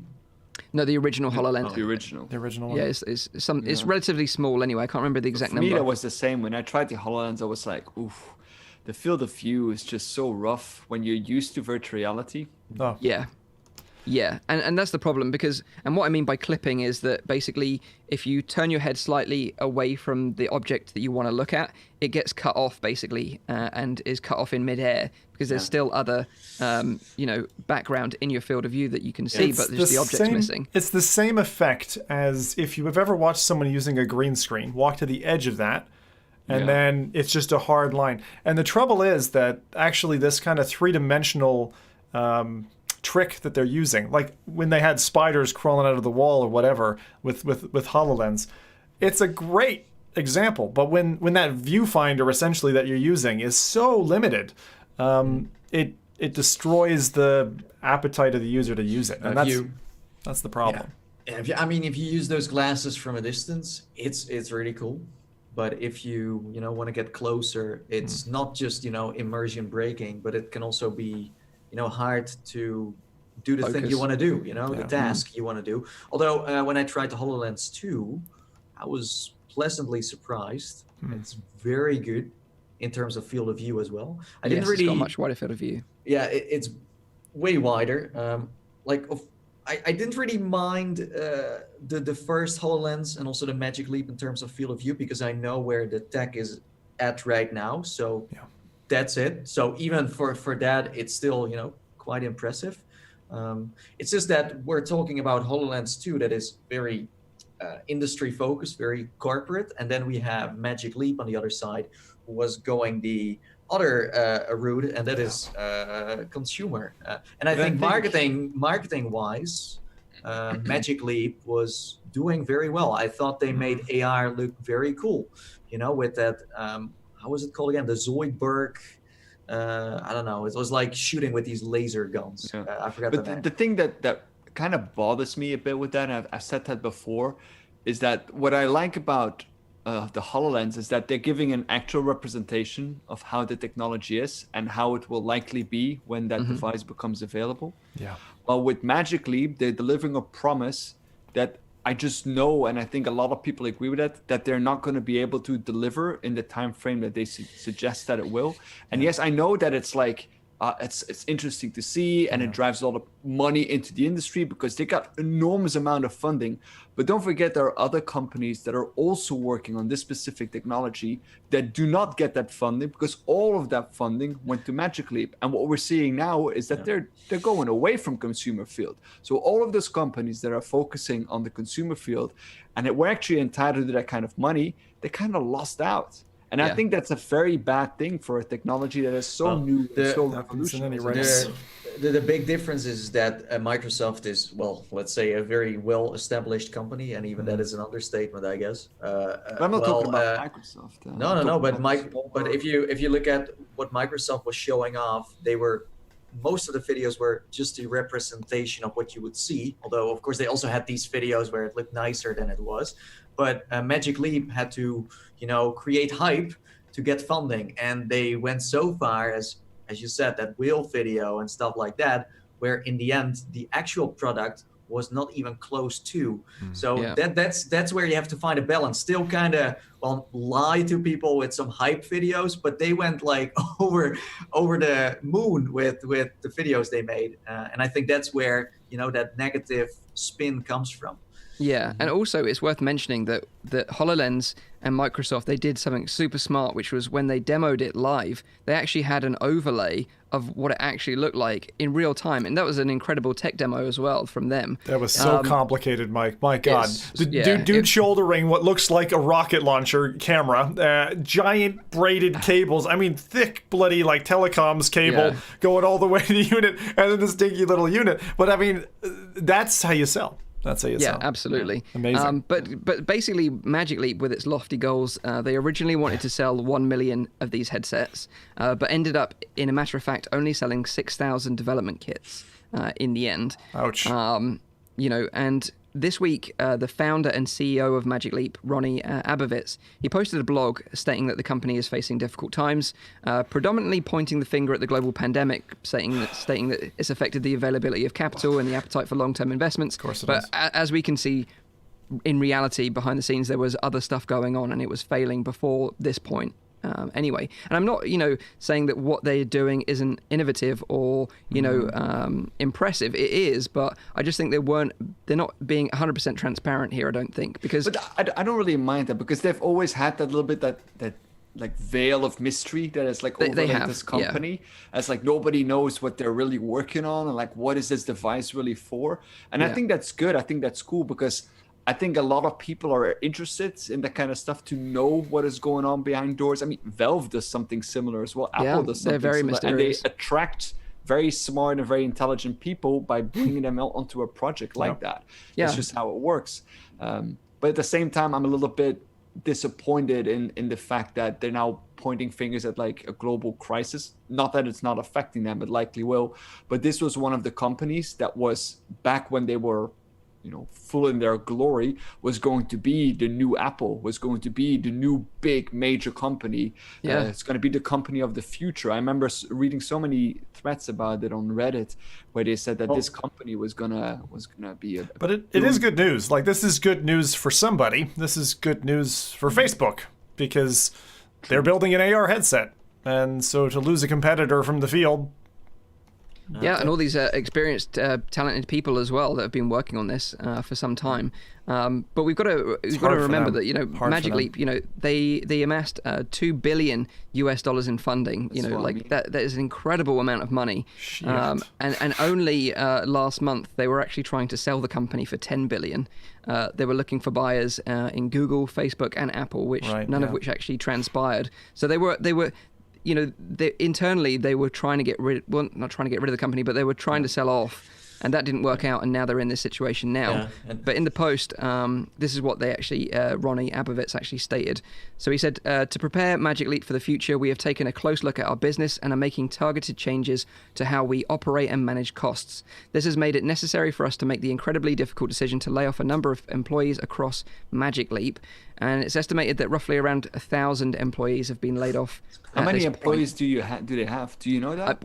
I don't know that. I don't know that, but I wouldn't say, maybe 2,000. So maybe like half of their workforce, if not more, are gone. And I would say, like you said, Zim, a lot of people, particularly around that sort of area, Facebook, Google, Apple, there's not many people that are, experienced people in the AR and VR field. So to have this expertise floating around all of a sudden is a good opportunity for other companies out there, and particularly developers as well. I think that a lot of these people could add something to your studio. So if you're looking for someone at the moment, keep checking Twitter and LinkedIn for these people that are announcing that they were part of the Magic Leap team. The good thing for them, actually, at this time where the world is, because people are forced to be working remotely and all this, I think paying attention to social feeds is going to be even higher on people's radar. So their likelihood to pick up and join another company is increased. So this is a good time, actually, for those employees. This could have happened, 5 months earlier, and those people could have struggled for a lot longer. So only do realize that in 5 years from now, you'll have a huge court case where they'll be suing people for company assets, that stuff that magically worked on is not going to be. Well, the thing is, they're not dead, right? They're not. The company isn't dead, right? No. And the point is, I remember I went through global financial crisis with a major bank, and you have to take the cuts, right? At that time, it was like downsizing 350,000 staff to 250,000 staff, and it's like that's 100,000 people. That's a huge cut to take. But if it's going to keep the business alive, right? Again, it's one of those things when you get into the business world. It's like you have to look at it almost in a non-personal way if you want the thing to survive. And so if Magic Leap are going to keep kicking, who says they aren't going to 10 years from now come back and take over the consumer market? Could well be. Could boomerang. Because continuing the blog post, Ronnie goes on to explain that adapting our company to these new market realities and our increased focus on enterprise means that we must align our efforts to focus on the areas of our business that advance our technology and ensure the delivery of Magic Leap 2 and expand product market fit and revenue generation. So basically, where previously Magic Leap was going to be this consumer headset, they're now going back to let's focus on the enterprise and business, which has been something, like you guys rightly said, that Microsoft have been doing from the beginning because they knew that the consumer market wasn't there. So when HoloLens 2 came out, and although we were like, oh, it kind of sucks that it's not a consumer headset, it's completely smart because the consumer market isn't there right now, it just doesn't exist. Whereas, business have got some real value that they can get out of using these headsets. Absolutely. And I know that the military, they paid, I know Magic Leap and HoloLens were both part of this bidding war in terms of like a military contract for the US. And it was actually HoloLens that won it in the end. But that's going to be huge business for military, augmenting soldiers' vision and other sort of bits and pieces in the future. Gives them time to grow up as well. I mean, that's the other thing. Like, this is the thing that differs in AR space, is that the first application of AR isn't so much gaming. It's, augmenting your day-to-day life, feeding information to the user, and layering on. And that usually means, I'm walking around the street, where's the coffee shop nearest me? I'm in combat, and, where's my enemy? Is that around the corner? Giving you that digital heads-up display to say, think about it, like in games, there's an enemy, through that wall. How can you tell? Well, I've used a device to kind of feed information to my AR headset, and I know exactly where the enemy is. That kind of stuff makes a lot of sense. And finishing Half-Life Alyx on hard will make you better in responding. Beat it in 8 hours, right? Yeah, sure. Yeah. A great example I heard of using AR in like a practical work sense was a train driver. Apparently he has to, or was it a lorry driver? I can't quite remember. But they have to do certain checks before they embark on their journey, and they have to check the wheels are right, the headlights are working, and all these kind of things. And it's like a checklist that they have to tick off and sign apparently before they leave. And with the AR headset, all they had to do was physically look at the item, the headset, the headlights or the wheels, and it would tick it off on a digital list and send it off to the company to say that he's done his checks and now he's on his way. That frees your hands up as well. I mean, it's a great part of having like a LED micro torch. It almost works like an interactive manual in a way where you get to quickly check everything. You would hold a paper and it's like, okay. Now it's showing that interaction. To be honest, the original, at the beginning of this, I ran the original Magic Leap video, which was kind of like what they promised to bring, right, in this kind of, and the coolest thing in that for me, as simple as it sounds, was like seeing your email pop up, be able to scroll through it, right, and just like select something, respond to it or whatever. Even just reading stuff in that way while you're walking around and doing other things is, again, it frees your hands up. It means you don't have to be holding a device. You don't have to accidentally drop that device in the toilet or somewhere else inconvenient, so it's helpful. Yeah. But I think what Nakey said there, and sort of taking that one step further, is like, for me, like say I want to change something on my car, I lift up the car bonnet, it scans the car engine, it knows what engine it is, brings up a Haynes manual straight away. You can change, your light bulb or whatever we need to do, because you've got everything augmented already. So I think it does have a huge future, but I just think, particularly with the field of view, it's much more important, the field of view in AR than it is in VR right now, because I think once it reaches that point where it's like natural eye field of view, then it's going to be incredible. Quick translation question there. You said Haynes manual. What is that? Like car manuals. You've never seen those before. Like it's called a Haynes manual. Is it a brand name? Yeah, like Haynes is a brand name, so they do. Manuals. No, I only because if I'm thinking it, probably others are thinking it. That's why I asked. But thank you, Mike. But actually, if you think about it, augmented technology is a technique that is already very present right now, and it's going to be a technique or a technology that's going to be even far more persistent than virtual reality throughout the world. But if you think about, for example, on Oculus Connect, which won't be going to this year, but each of our badges has like one of those QR codes which you can scan in a way that's also a form of an augmented technology that is embedded in there. Like wearable AR is just not consumer ready yet. No, of course. But using your phone is definitely ready to go. And that's as Rowdy said, it's also AR. And examples are, for example, like kids even can like get into it now, where they buy like this Lego set and you can play like this mysterious game together where you bring your Lego set to life, or Snapchat or Instagram with these filters and things. It's like it's all AR.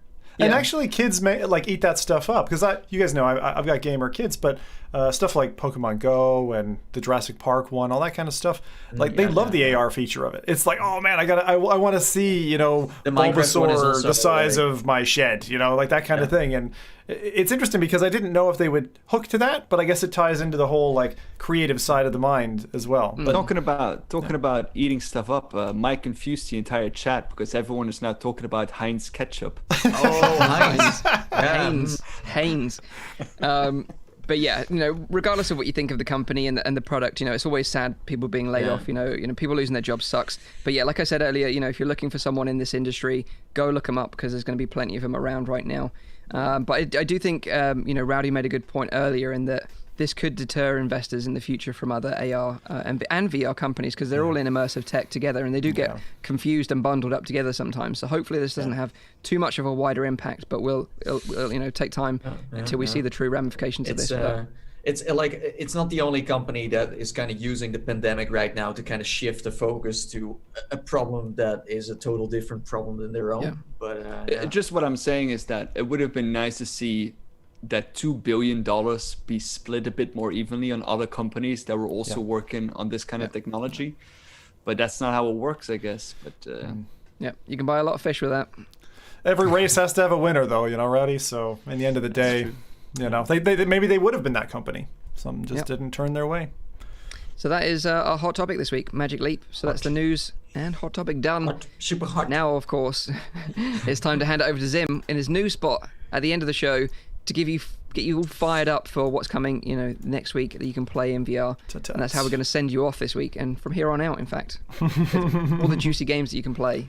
You hyped at the end. I love. Well, the good thing is we're going to cover a few different things. I'm going to leave some surprises to future weeks as well. But there's a few additional things going to come in this segment, so look out for the future. Let's start off with one of my. You guys know I like covering kind of odd releases, and that's a way to say it. This one is. This one's even odd for me. This one's odd for me. This one is.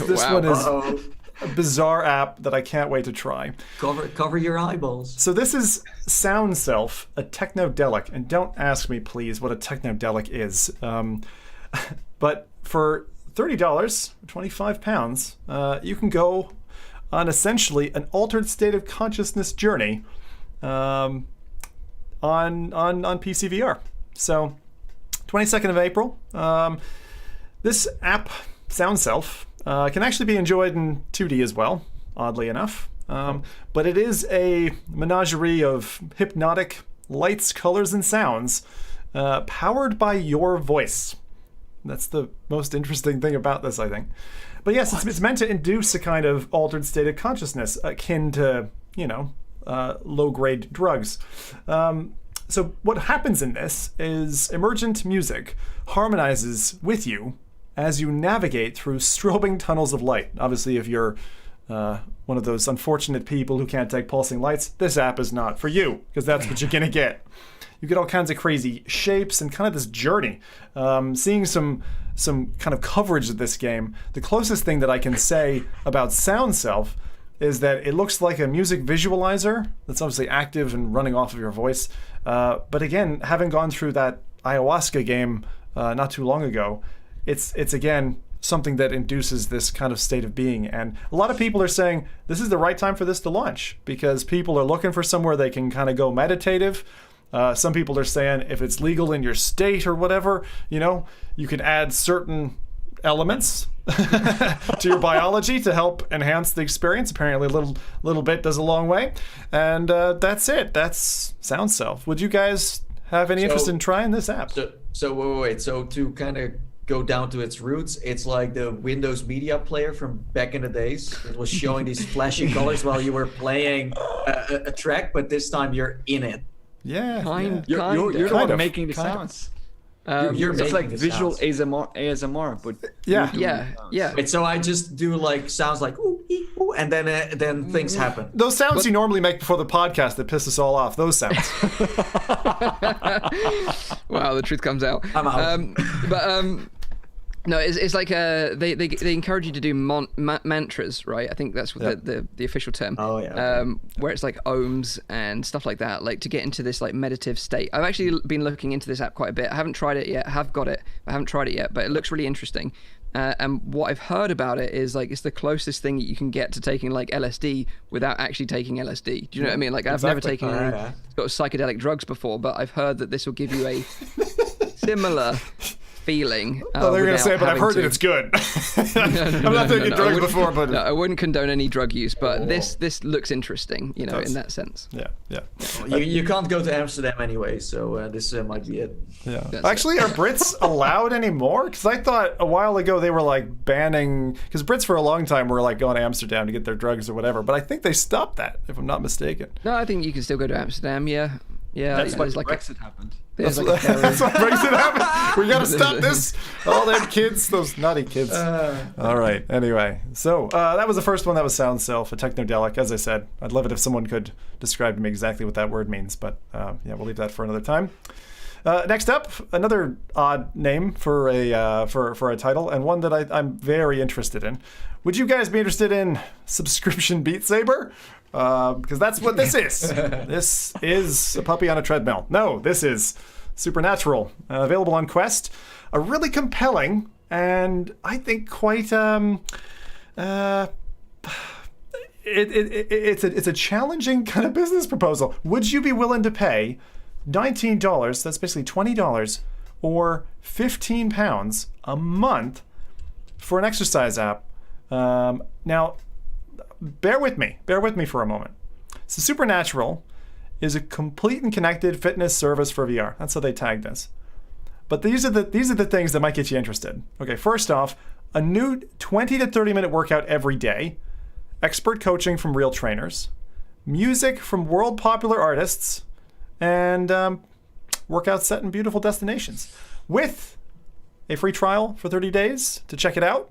If you're interested in Beat Saber with bats and balls instead of sabers and blocks, I think this is actually, although I'm very anti-subscriptions, I think this weird name for it, Supernatural, I think it's maybe for me as well. It's one of those things where if you were paying a gym subscription and all of a sudden you did this, if they keep up the content, it's very expensive, but what do you guys think? I completely understand why the community are like, get rid of this, I understand. Because it's been very divisive. $20 a month is a lot of money. It's a lot of money. And if you're spending that on a gym membership, you got to remember that at a gym, you can work out like every part of your body. You can do different weights. You've got like trainers there. You've got showers. You've got maybe a swimming pool at your gym. This is something that you're going to do always at home. And I get it. I like the idea, but I just think it's just too much money right now. I think they should have stripped this back half the price. If they'd have done $5 a month, I think it would have been a really interesting concept, and I think it would have been an easier sell. And the thing is, they're justifying it by saying, well, we want all these artists involved and we want this high level of quality. But you're delivering something that no one ever asked for. Yeah, it's true. Do you know what I mean? And it's like, you should have tested the market first, because 95% of But do you think they bought Beat Saber? Do you think they bought Beat Games so that they could put this out? I don't think so. I don't think so. But I do find it really compelling, because I was thinking about it and I'm like, okay, right now you can't go to the gym. Interesting. Yeah. So that's why, again, another app that's really well timed, I think.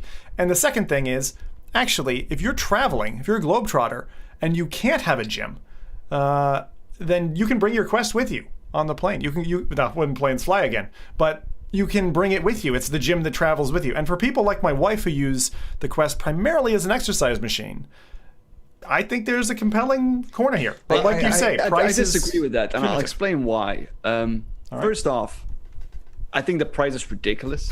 I don't think a subscription model for this kind of stuff works at this point at all. Yeah. Second off, they're advertising this as a replacement of the gym. Just like Mike just said, it is not a replacement of the gym. I don't know where they get this from, but what I've seen in the advertisement, it doesn't look anything like anything you would do at the gym. If you want to lose a few kilos, sure, you can probably do that with this app, but you can also do that if you just buy a pistol whip and you play that for an hour every day. That's the problem. Play Beat Saber for an hour every day. You'll have the same amount of exercise than what I've seen in this app. And I don't think that at this point in time, any virtual reality game can replace, or a virtual reality experience can replace an entire gym. Yeah. If you want to get fit, you need to go to the gym, or you need to go and do something else outside. You don't go and play virtual reality games. You might get a better health, and I'm not saying it's not healthy, and you probably can lose some kilos and that kind of stuff by playing a lot of VR games, but it's not going to replace a gym. So the entire thing of we need a subscription model, because it replaces the gym. But okay, but you're saying replace the gym. What if you're I hate gyms. I would not go to a gym. I used to do climbing wall. That was as far as I was going to go. I was not going to do gym equipment. It's repetitive. It's boring. If you're someone who exercises and is willing to exercise with VR, I think the point that you mentioned about there's other apps that are fixed price. Why not that you can keep Beat Saber? Yeah, why not buy 5 of 10 different apps, right? Yeah. And do that instead of this. And probably more fun. But if it's different every day, that's the thing. Can they keep this going is my question. If they don't sell enough, like Mike's point. But when do you get bored of playing Beat Saber? Or when do you get bored of playing Pistol Whip? You do, because that's why people went and got new music and checked. I'll say something quickly. I will condone any app that promotes anyone to move around and be active in VR. I think it's great. People losing weight in VR, I think is an amazing thing. But I think that Beat Saber and Pistol Whip, when you integrate You're into that, which is free via SideQuest, which can track all your calories, it has a mobile app, has a watch app even. Good point. It does all that for free, and you're just paying the one-off price of the game or any additional DLC for music tracks. But I just think it's too early for such an expensive subscription model. And I do admire what they've got planned here, but I just think that no one's really asking for this or wanted this yet. Wait, what about Nathan's favorite exercise app?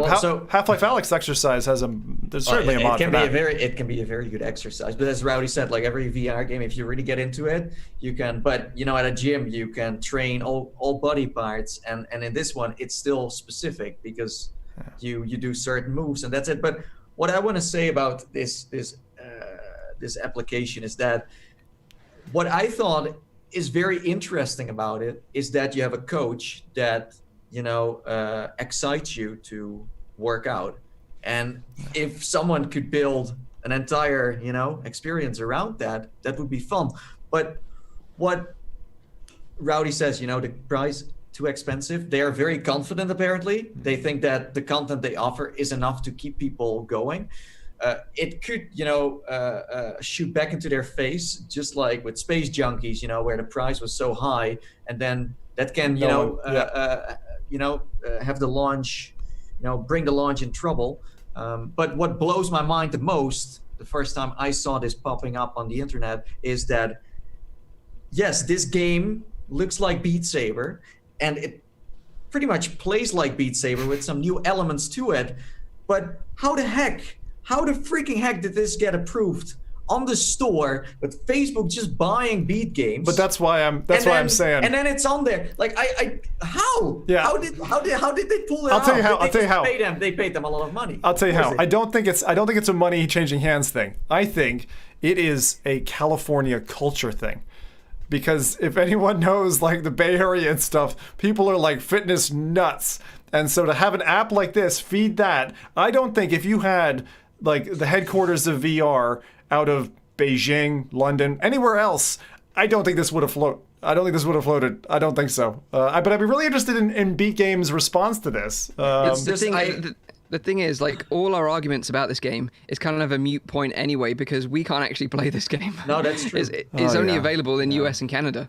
So all us Europeans and those in the UK are screwed anyway. We're locked out of this game. And apparently it's due to music licensing. So it's just like marketing-wise, this confused me so much, just so much. I was first like, where is this coming from? What is this? This looks like something I know that is very popular. And then suddenly people talk about, no, but this is totally different. Then like the entire like enterprise community in the VR scene loves it. But then the consumer side of things is like, what the heck is this on our store? So it's like all these different like scenes clashing together, saying like, yeah, but this is bad, and others say like, yeah, you really need to try it, and then you will understand why you have to pay those $20. I can't even try it right now, so I can't tell you if it's actually good or not. So one thing we can try, being where we live, is we can try the tutorial, but we can't try any of it. Which is supposed to be really good, actually. I heard in the comments in Oculus Home, that was one of the things I decided against quoting it, but they were really positive about the tutorial for some reason. So I'm glad that you mentioned it's playable, so we can actually chew into something. We should try it and talk about it again. You know what would be funny? If we all get like a free subscription and we all try it and we absolutely love it. We're like raving at it here, like dogging it. It's happened before. We have U-turned on things before. It can happen. But as I said, like there always, certain mechanics in every game, every experience that, lead to something new. And as I said, that coach part, that intrigues me. And I'm interested in that because I'm someone, just look at me. Just look at me. It's like, I'm not really working out if I have to. Okay. But if I have someone saying like, come on, dude, like you can do it. But the social side. Yeah, so I'm the same way. I'm spaghetti arms. Don't worry, it's okay. We got two of us here. But my point is that instead of going and getting like, Rond or whatever from the well-established brand that does yoga, and is all this like big high flyer in the VR fitness world, just get some random coach to give like the commentary at the beginning and offer it as a free thing and phase people in. Don't get people to pay for the premium stuff straight out the bat. But they did that with the VR gyms anyway. You remember like Black Box and stuff. Like they're like, we want to give them emulate the VR experience. People tend, and I see this in a lot of the in this space because it's bleeding edge tech.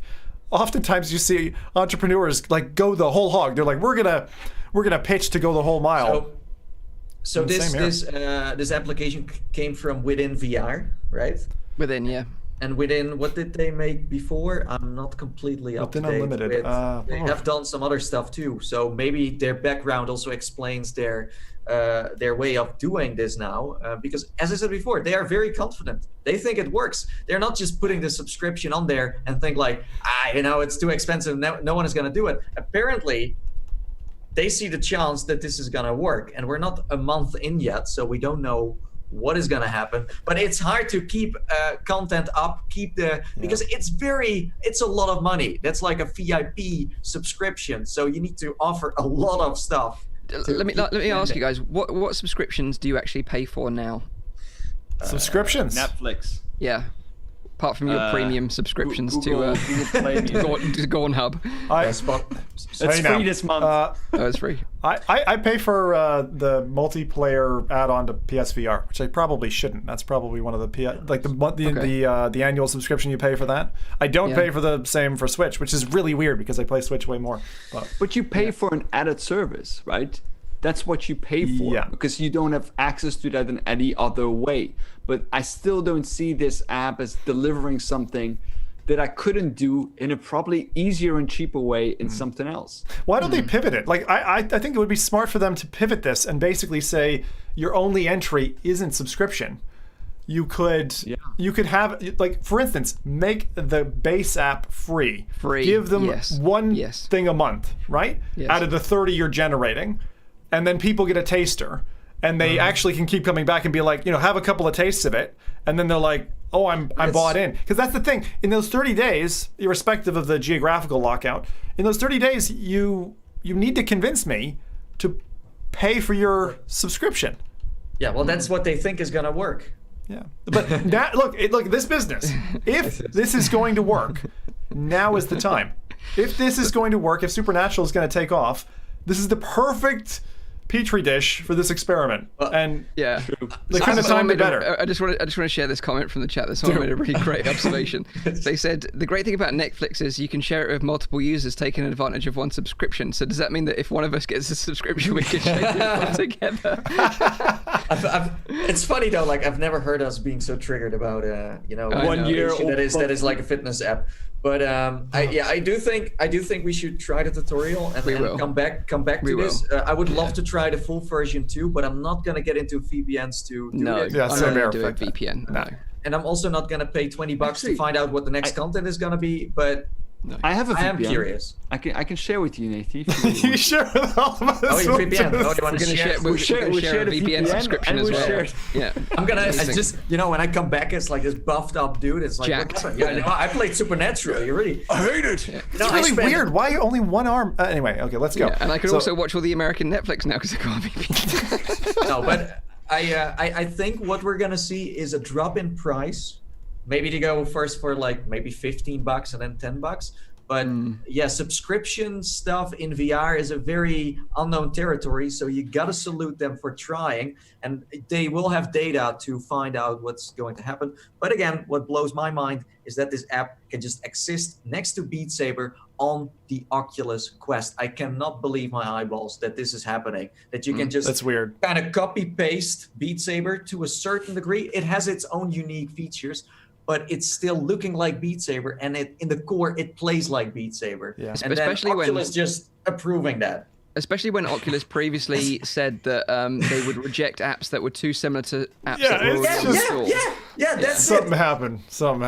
We have actually, if the developers are listening, a great idea from the chat still, before I let Sim continue, is Al-Bagdul Wonk says, the LSD game and this should get together. They should call it Fitness Trip. Yeah, there you go. There you go. Who wouldn't pay for that? Maybe you get bags of stuff coming to your front door, only in certain geographics. Anyway. Okay. This is nuts. Well, to be continued. To be continued. Yes, please. Wow, let's triggered. move on to our got triggered. now third title in half an hour. Jesus Christ, you guys. Right, okay. So this one comes as no surprise, seeing as we're featured in the bloody game. Pixel Rip, thank you for putting FReality boys in there. Much appreciated. Yeah, now you should buy it. Now we're biased because we're in there. So this is best. Not at all. I almost had the previous game as my game of the year for 2018. It got very, very close. And I think that if you're looking for challenging gameplay from the era of the first generation of consoles, doused in a nostalgic blend across myriad games, this is something you should check out.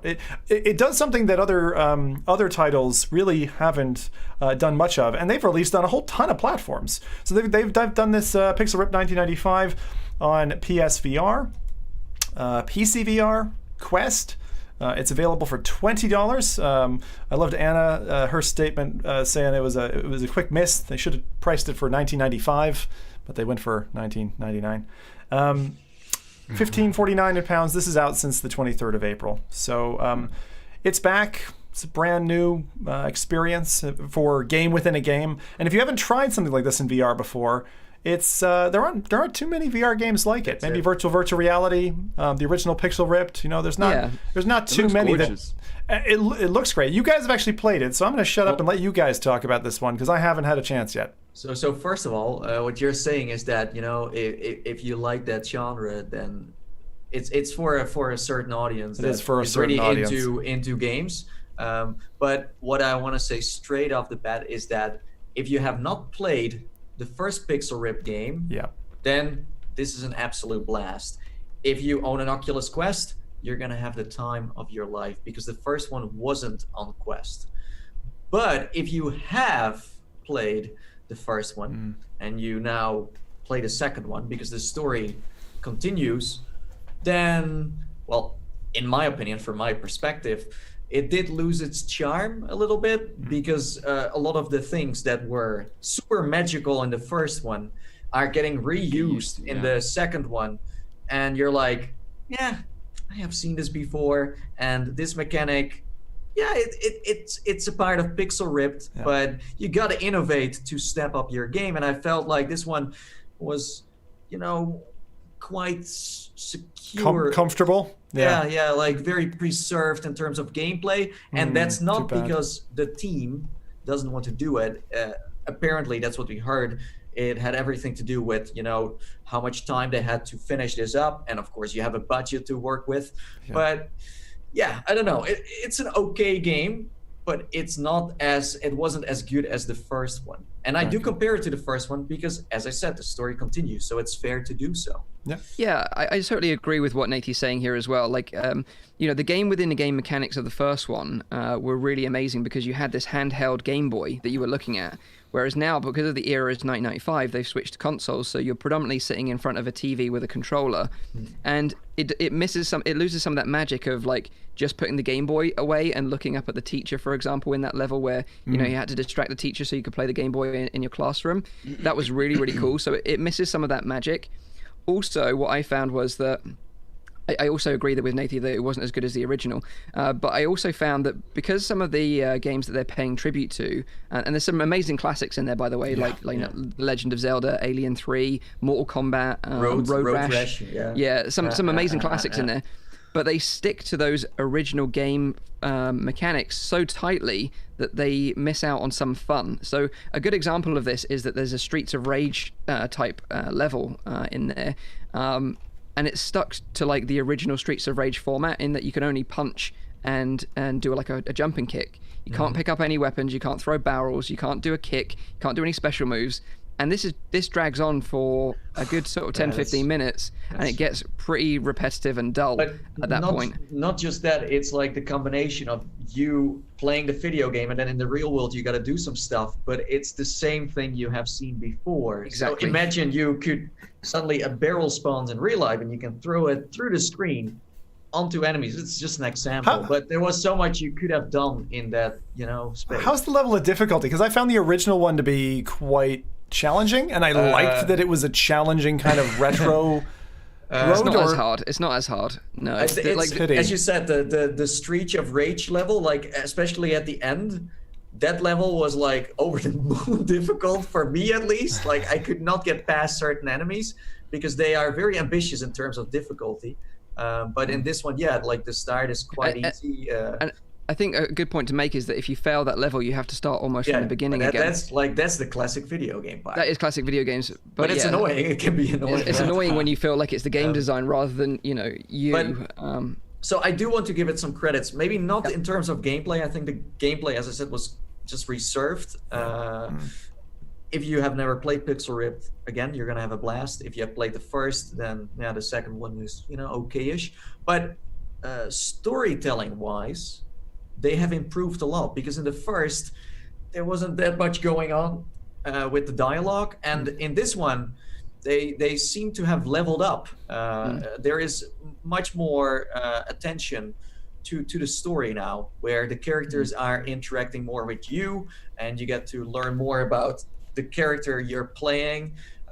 So I think on that side, and that's very important, with games, is that the story has been improved. They still have a long way to go, but this is like an indie developer maturing slowly to the next station. But this one was I don't want to say it was an unnecessary game to have, but it's like if it would have been longer in development and they would have really tried to change it up, then it would have existed. And now, because this game is in the market, it will be hard to bring out another one. You know what I mean? Because we have seen this now.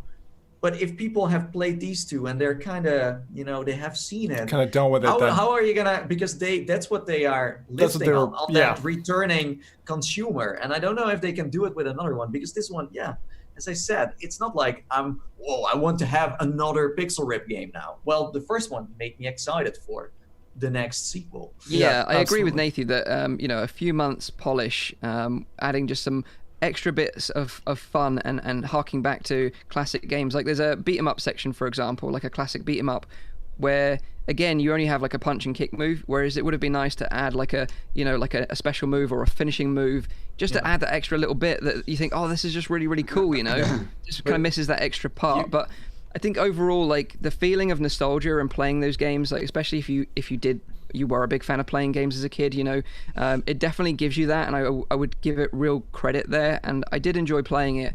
But it's kind of one of those games that I would just say, like, play it on a lazy weekend, just play it in one session, like 3 hours, done, and enjoy it for what it is. How's the audio design? Because in the first, that I really appreciated, especially towards like the end. I'm not going to give any spoilers, but you're picking up kind of like crystals or something. The sounds were really well done, really very, very well mixed.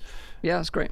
Okay. Yeah, and you get that like retro, because that's all I ask of this kind of game. Actually, as I said, I haven't played it, but like what I want approaching a game like that is, it's a little disappointing to hear that they haven't gone for more divergent gameplay, new tricks, right? Because I was a little bit worried they were going to be flogging a dead horse. This was one of the Oculus Share games from back in the day. You could download, and like you got this little teaser of a demo back in the day, and then they actually came out with the game ages afterwards, 3-4 years, and that was. That's why I think that's what did so well. Yeah, that's why it was so good, because it was like refined and polished over a concept that was over 3 years, and that's why I think this one misses it's that. so old, right? Pixel Rift was one of those games that it was originally, when you downloaded it, it was Pixel Rift.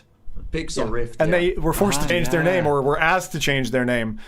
Some other titles like Ocean Rift, I'm sure, also were asked to change and had already published at that stage. I went back onto my channel, and the first time I played the game on a video was, I think it was 6 years ago. Yeah, same. And then I also played the Halloween update, because there was also a Halloween update where we're sitting in the classroom with like witches coming by, and it was one of the most successful Oculus Share demos, and as Mike said, that's what the whole concept was built on. But I felt like this new game needed a new concept too, and it's not like they don't want to go the full mile, but it's just like, you really gotta look at, okay, what's possible. If this game was a little shorter, but they would have put more time into the other levels, then I think it would have been fine. But there are just certain parts where you're like, just let me just play through this and get to the next part where I might get surprised again. Got it.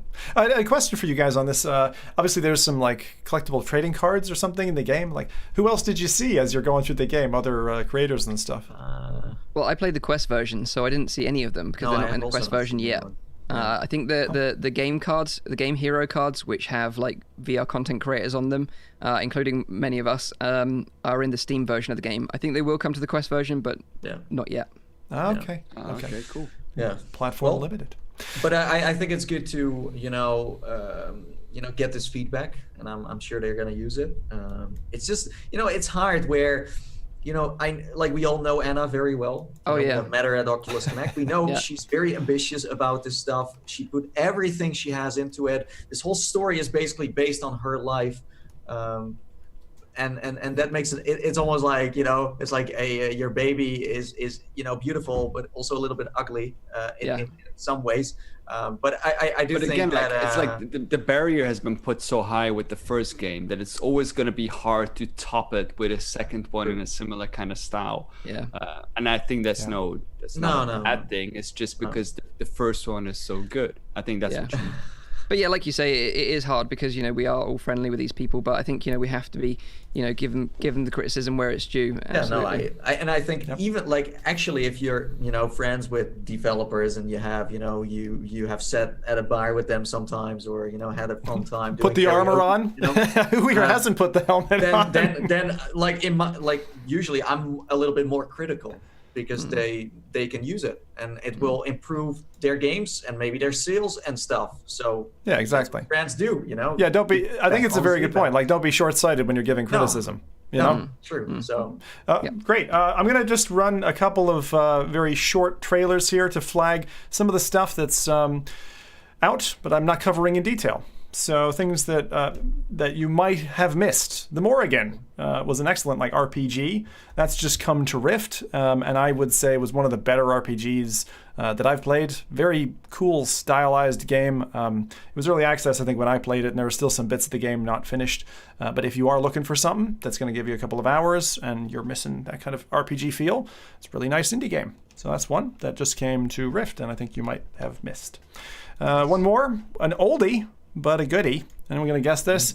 It's not just Supernatural that's vying for the title of an exercise beat game.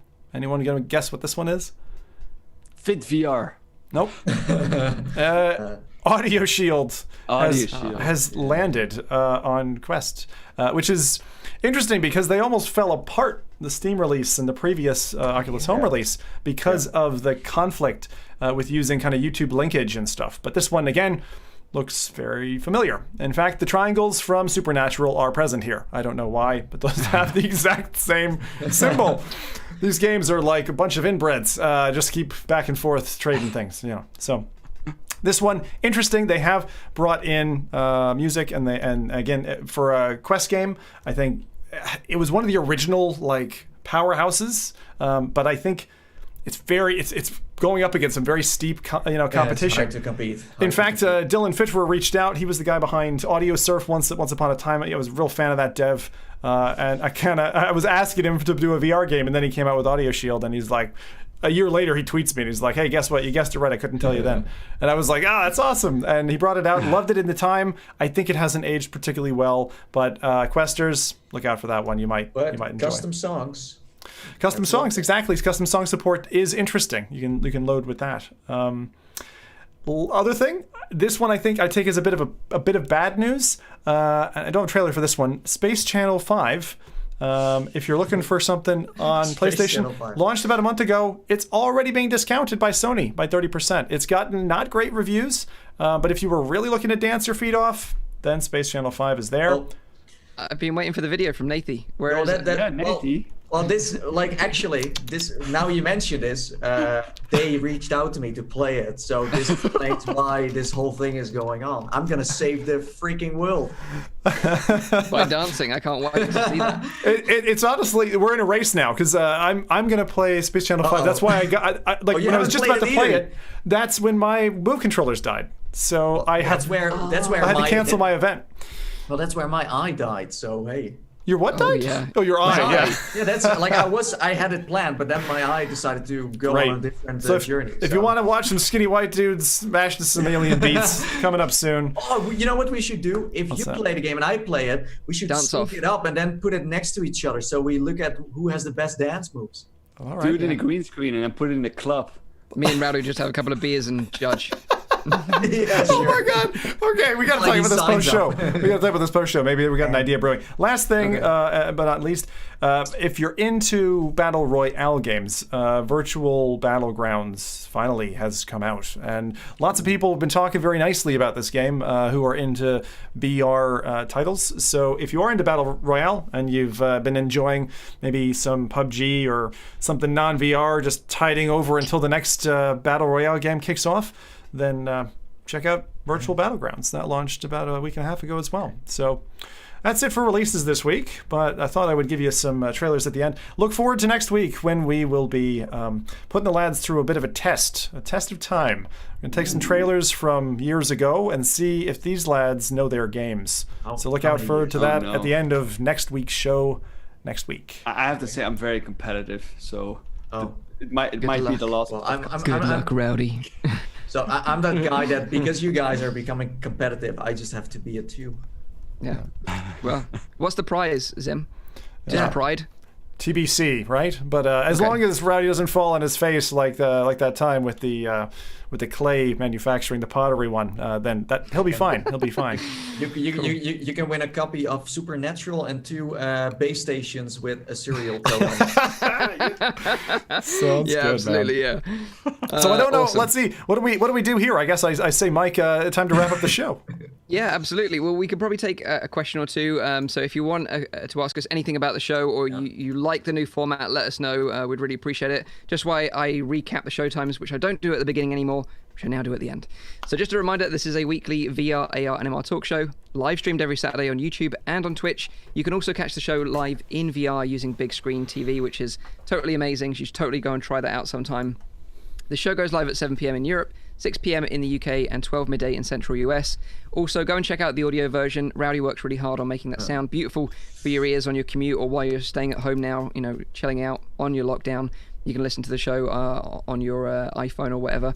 And make sure you subscribe and like this video, because we really appreciate it. Help us out. If you want to support us, that's the best way of doing it. Just liking and subscribing. As you said, leave feedback if you want right now in the chat. But if you're tuning in later and you're watching this video and it's not live anymore, just leave it in the comments. Also, if you're interested in any of these fine fellas, I know you are, then at the end we've got a special little end card so you can see our socials.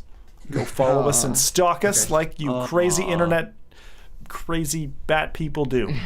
Exactly, because we post a lot there as well. So go and the comments have all been very positive. A lot of people like the new changes. A lot of people like to see what we've done during the past 2 weeks, and that they all hope that we continue doing so. Yes. Look forward to guests. Glad to have you back, guys. I'm looking forward to our guest spots. It's been too long that we've not had them, and so guests, get ready. Warm your engines. Absolutely. We've got some really interesting guests lined up. So look forward to sharing that more. Have a great week in VR. Enjoy some of the games that we've been talking about. If you do check out Supernatural, let us know on next week's show. We'll probably try the tutorial ourselves. But until then, have a great week. Stay safe, and bye-bye for now. See you later. Take care. Bye. Bye.